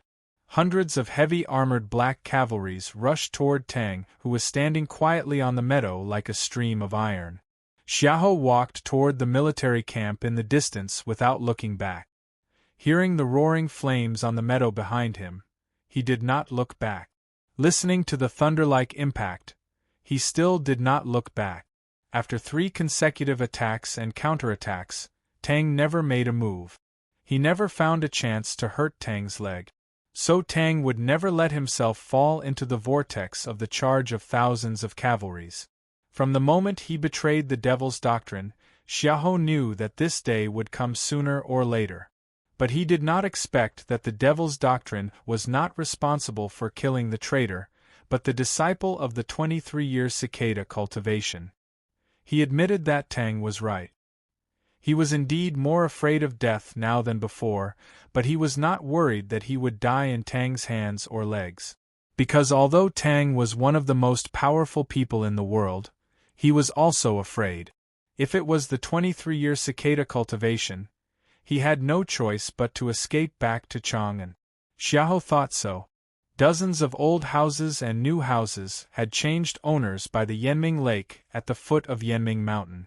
The new owner did not make too many changes to the lakeside houses. He did not completely demolish and rebuild them, but he still spent a lot of money to renovate and tidy up the lakeside. Hundreds of workers and more than 10 carts gathered by the lakeside and began to remove the lake mud. The gardener invited from the scholar's mansion began to direct the boatmen to plant lotus in the lake. The owners of the old houses who had just moved away heard about what was happening here. They brought the old and the young back to Yanming Lake to see what was happening. Seeing the lake mud being removed by carts, seeing the boats planting lotus in the lake, and thinking about the beautiful scenery next year, they could not help but feel envious. Envy was envy. Perhaps there was some regret, but there was no jealousy or hatred. The people of Chang and had always been praiseworthy in this aspect. Since the new owner had spent money, then the other party should spend money to renovate Yujing. This was all the enjoyment that the other party deserved. The renovation of Yanming Lake was organized by Mr. Chi's Fish Dragon Gang. Ning Ke only asked them to temporarily not change the structure of the house and to plant more lotus. He did not know the specific construction and did not want to participate. So he still lived in the old brush pen shop on Lin 47th Street. Darky specially reminded me that Xiahou is afraid of water. Ning Ke sat by the well and looked at the quiet and dark well water. He said, "But I don't understand why a powerhouse at the peak state of martial arts would be afraid of water. Maybe Xiahou deliberately said that to deceive people. So I will not try to drown him.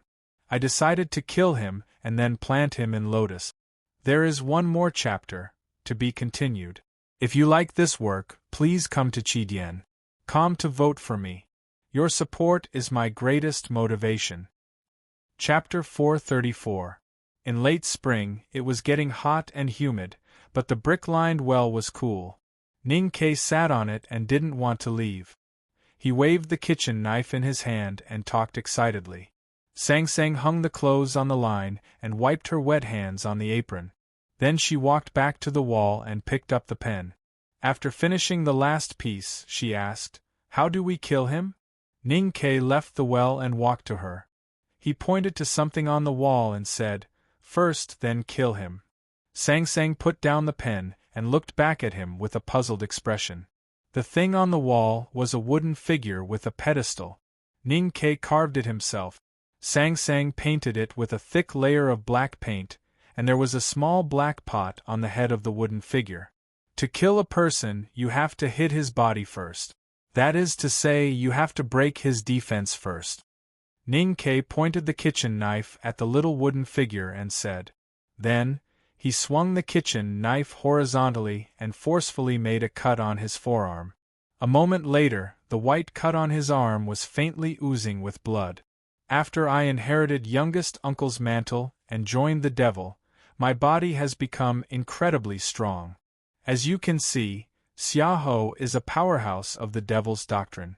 You can imagine how strong his body is. He showed his cut forearm to Sang Sang and explained. Sang Sang scooped up a ladle of cool well water and washed the blood on his arm. Then she took out a handkerchief from her sleeve and wrapped it carefully for him. While she was doing this, Ning Ke continued his analysis. Xiaoho betrayed the devil's doctrine and joined Haotian Taoism. He became a visiting professor of the West Hill Divine Palace. To help him hide his identity, the Divine Hall may have taught him the secret method of martial arts cultivation. It's not maybe, it's certain. He looked at the black paint on the wooden figure and said, Xiaoho can use his psyche power to mobilize the qi of heaven and earth and condense it on the surface of his body. This layer of defense is like the paint on the wooden figure. The most troublesome thing is his armor. Ning Ke knocked the small black pot on the head of the wooden figure with the kitchen knife. The armor of the 4 generals of the Tang Empire was made by the Academy. The one on Xiaoho's body is the same. It was designed by Professor Huang He and made by 4th brother and 6th brother. Although it may not be as powerful as the one on Su Shi's body, it is still very powerful. Armor, protective genuine qi, and the terrifying physical body of the experts of the devil's doctrine. These are 3 layers of protection. They can be used day and night. I think even the primordial 13 arrows can't penetrate them. Sang Sang couldn't understand such a tasteless and uninteresting joke about day and night and 3 layers of protection.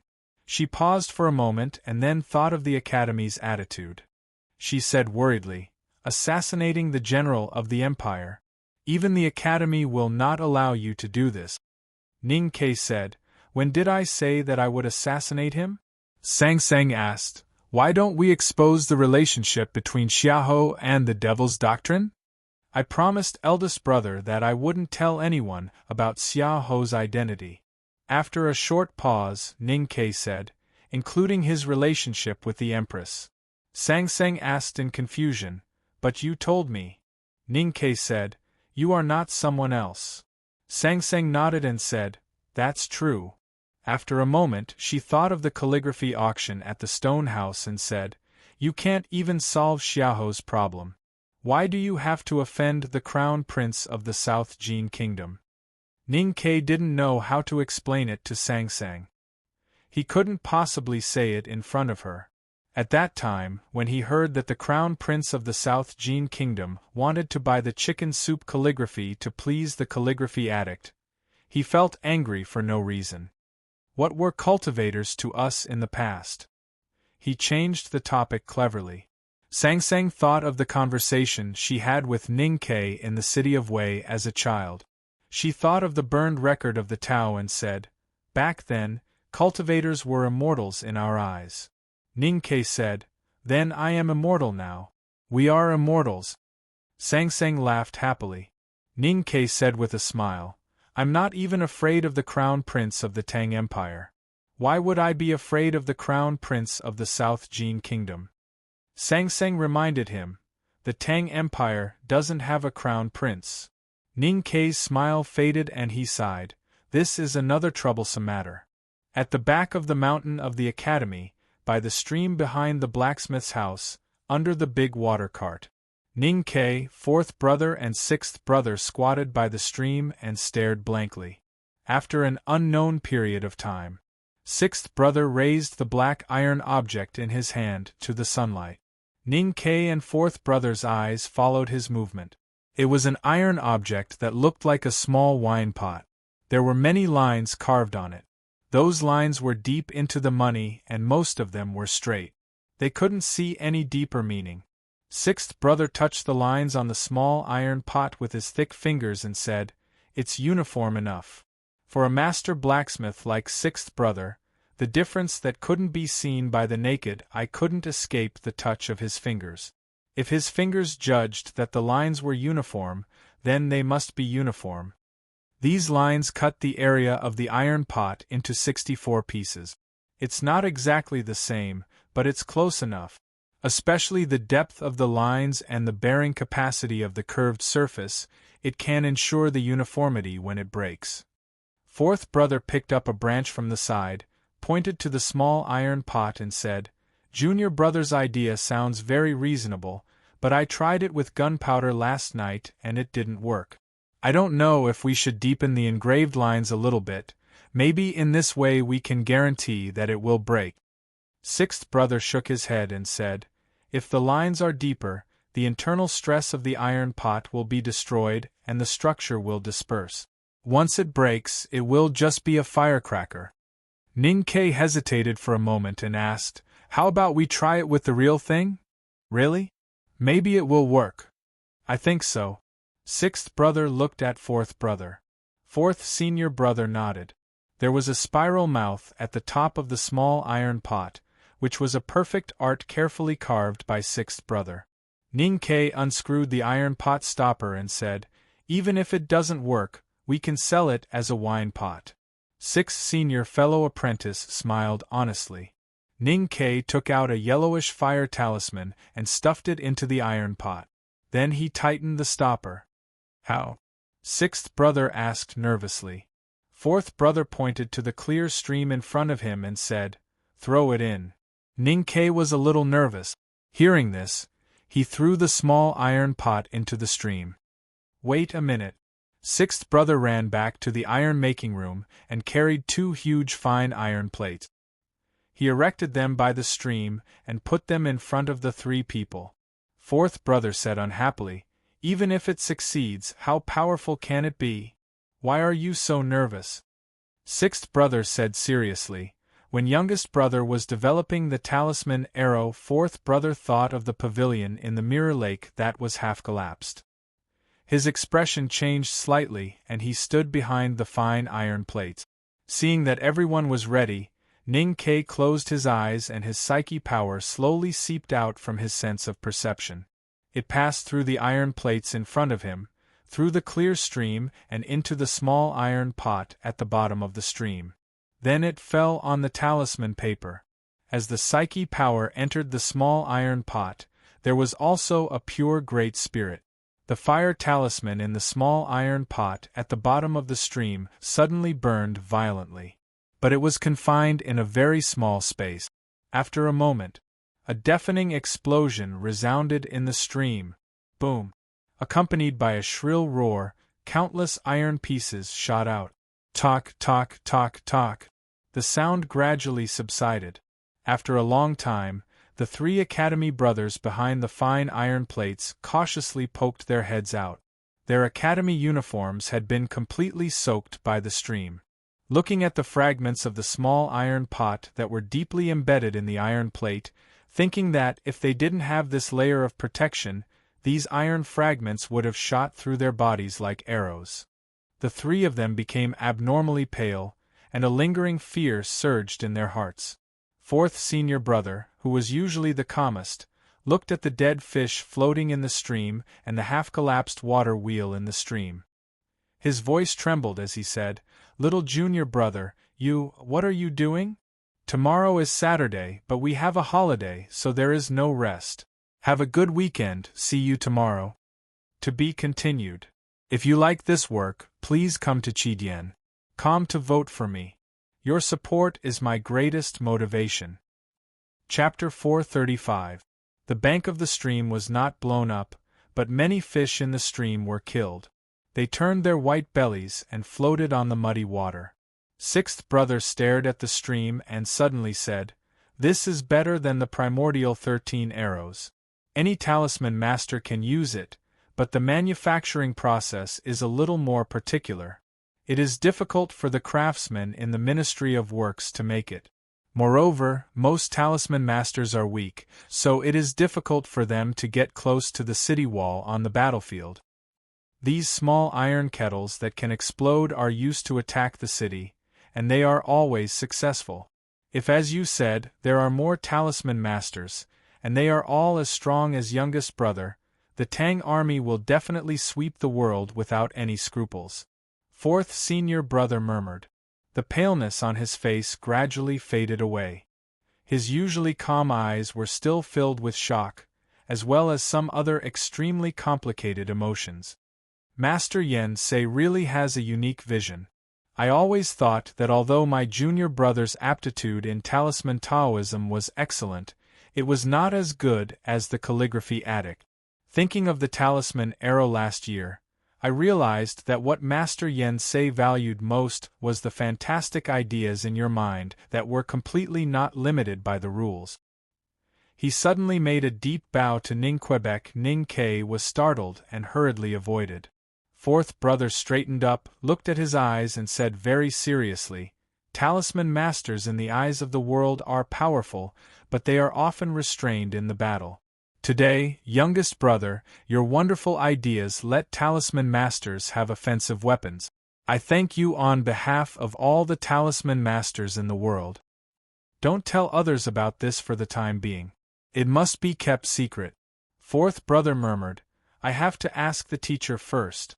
It is too dangerous, too dangerous." There were countless dead fish by the stream, and the water wheel was broken. Ning Ke walked to the iron plate and tried to dig out the fragments of the small iron kettle deeply embedded in the iron plate. However, he found that he could not dig them out with his own strength. He could not help but say, "This is not scientific." According to his design and calculation, the fire talisman burned in the small iron kettle. Because there was too little air in the iron kettle, even if it could successfully explode, it should be far less powerful than the experimental result. So he thought it was not scientific. Suddenly, he remembered that when he activated the talisman paper, he had sent some great spirit into the small iron kettle. In essence, the great spirit was the absolutely pure chi of heaven and earth. When the talisman made by a talisman master was not very powerful, if the talisman paper was provided with sufficient pure chi of heaven and earth, the power of the talisman could be greatly enhanced. This was the method that he had thought of when he accepted the challenge from Monk Guan Hai of the Lank Temple and meditated for half a day by the Yenming Lake. Previously, he had poured some great spirit into the small iron kettle, which was equivalent to pouring liquid oxygen into the small iron kettle. The liquid oxygen helped the fire talisman burn fiercely, which made the power of the explosion much greater. Apart from himself, could other talisman masters do this? Ning Ke stood by the stream, frowning and thinking hard. He thought that if he really wanted to use this method on the battlefield, the talisman master needed to have a strong enough control over the chi of heaven and earth. In other words, this method had a high requirement for the talisman master's state. There were very few talisman masters in the world, and there were even fewer talisman masters who could enter the upper see-through state. It seemed that it was still wishful thinking to rely on the small iron kettle to change the pattern of the war in the world. However, it could at least change the situation of the battle. The loud noise by the stream startled the people in the back of the mountain of the academy. However, the first to arrive at the stream was not a person, but the proud big white goose. The big white goose looked at the murky stream water and the dead fish floating on the surface. Perhaps it was sad that its pet had been killed. It straightened its neck and squawked at the three people on the other side of the river. It seemed especially angry. Fourth brother and sixth brother walked directly behind Ning Ke and kept silent. Ning Ke thought bitterly, was this the meaning of the dead younger brother but not the dead senior brother? He did not want to fight with this guy by the stream. This guy looked very strong, and even if he won, there would be no glory. He hurriedly comforted, "Don't be angry, don't be angry. Tomorrow I will buy 2 baskets of fish, and pour them into the stream to play with you. Wooden fish, don't be angry, this is a sacrifice that must be made for the progress of science." The big white goose second brother raised was called Wooden Fish. The brothers in the back of the mountain of the academy did not know why second brother gave the big white goose such a name. No one in the academy cultivated Buddhism. According to seventh sister's private analysis, it was probably because second brother habitually used the stick on his head to discipline the big white goose, just like knocking on wooden fish. That was why the big white goose was named Wooden Fish. Seventh sister could discuss and guess at will, but the other brothers did not dare to ask second brother for confirmation. After all, the proud big white goose had never shown the sacred beast of the Buddhism sect. It would not resist when people knocked on its head, and it would accept it submissively. For example, at this moment, no matter how Ning Ke comforted it, it was ready to jump over the stream and fight with him. Fortunately, second brother came at this time, and the big white goose sadly shook its butt and left. Eldest brother also came. He looked at the stream for a long time and looked at Ning Ke blankly. He slowly asked, "Teacher was taking a nap and was woken up by the noise. He asked me to come and ask what happened." Second brother respectfully said, "When teacher and senior brother traveled, the back of the mountain was often like this. It happened after youngest brother entered the academy." Ning Ke thought to himself, "Why does this sound like a complaint?" Fourth brother nodded and said, "Today's test is the small iron kettle designed by youngest brother." Ning Ke explained the small iron kettle to the 2 senior brothers. Sixth brother took out 2 small iron kettles from the smithy and handed them to the 2 senior brothers. Eldest brother looked at the carved little iron kettle in his hand and praised, using space to suppress the fire, and then using the fire to attack space. Using the theory of firecrackers in a talisman battle, youngest brother's design is indeed wonderful and interesting. But everything needs air to burn, even fire talismans are no exception. This is the reason why fire talismans cannot be used in the depths of the ocean, but I don't know why youngest brother's fire talisman burns so fiercely. Hearing this, Ning Ke immediately admired eldest brother from the bottom of his heart. Only then did he understand why eldest brother was always the head of the academy. The knowledge related to burning was, of course, easy for him, but he did not expect eldest brother to understand it so thoroughly and instantly think of the problem. Eldest brother might be slow in everything, but his thinking was fast. Ning Ke privately told eldest brother about how to use it and the matters related to the Great Spirit. Eldest brother thought for a moment and came to the same conclusion. Cultivators who could use small iron kettles must be able to make more powerful moves than small iron kettles. It seemed that those small iron kettles were the most suitable for Ning Ke in his current state. However, eldest brother did not think that Ning Ke was doing useless work, or that it was just a trick. He seemed to have guessed Ning Ke's intention of making small iron kettles. Eldest brother did not point it out, but just sighed and left the stream. Ning Ke stood by the stream and thought for a moment, and then left as well. On the meadow, second brother's little attendant was feeding wolves, horses, geese, and old cattle. The little fellow was responsible for the food and daily life of these guys in the back of the mountain of the academy. In the past, Ning Ke fed the big black horse precious food, such as sealwort from sixth brother. Only now did he know that those were all dug up by 11th brother when he tasted the hundreds of grasses and flowers in the back of the mountain. Every time he thought of this, he was very envious of these guys' food and treatment. After talking with the little attendant for a while, Ning Ke inquired about second brother's plans in the afternoon, and confirmed that second brother would not appear in the pavilion in the middle of the lake in the afternoon.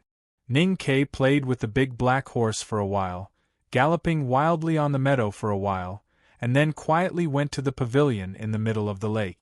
Seventh sister was sitting in the pavilion in the middle of the lake with her head down to embroider. The lake light shone on her face through the embroidery frame, making her look extraordinarily beautiful. Ning Ke sat beside her and said with a smile, "Senior sister, second brother is not in the pavilion. Why do you have to pretend to be elegant and quiet?" Seventh sister raised her head and stared at him fiercely. She said, "When did I pretend?" Ning Ke joked, "Didn't you hear the loud noise by the stream?" Seventh sister said, "Do you think I am like a scholar who can be deaf whenever I want? Then why didn't you go to see the fun?" "I don't like to see the fun." "Look, this is what you're doing." "Can you say that again?" "I mean, every time there is fun in the back of the mountain, senior sister is always the first one to arrive. You are really warm-hearted and kind." Seventh sister said sarcastically, "I don't know what strange things you have come up with this time. I don't want to see them. It is more important to guard my pavilion." The pavilion in the middle of the lake was destroyed by Ning Ke's talisman arrow last time. Ning Ke said, "Speaking of which, I have really found something interesting recently." Seventh sister's eyes were already a little dazzled from embroidery, and she was already a little tired of pretending to be elegant and quiet. Hearing this, her eyes suddenly lit up and she asked, "What is it? From the underworld market?" Ning Ke shook his head, took out the house drawing of the Yenming Lake, and put it on the embroidery frame in front of her. He said, "I bought a large house a few days ago." Seventh sister looked at the lake line on the drawing and said, "It is really good to live near the lake." Ning Ke said, "This lake is the left eye of the God-stunning array." Seventh sister was slightly stunned. She looked up at him and did not speak. Ning Ke pointed to the Yenming Lake on the drawing and said, "I want to use the left eye of the God-stunning array to set up a tactical array in these houses by the lake. But senior sister, you know, I am a little stupid in this aspect. When I asked you to set up a few array flags, you could set them askew. So you are not stupid, but an idiot." Seventh sister corrected him. Ning Ke asked, "Senior sister, are you interested?" Seventh sister's eyes were getting brighter and brighter. She had long been attracted by the drawing and did not look at him. She said, "Of course, setting up an array is more interesting than embroidery." Ning Ke nervously rubbed his hands and said, "Can it be done in 100 days?" Seventh sister said, "What kind of tactical array do you want to set up? To kill people or to guard against people?" Ning Ke said, "Is there a kind of tactical array that can transmit my psyche power to every corner of the lake?" Seventh sister waved her hand and said, "That is easy. 10 days will do. See you tomorrow. To be continued. If you like this work, please come to Chidien.com to vote for me. Your support is my greatest motivation." You're tuning in to the Phoenix Knights YouTube channel. Don't forget to subscribe and join us on this journey to catch the most captivating stories.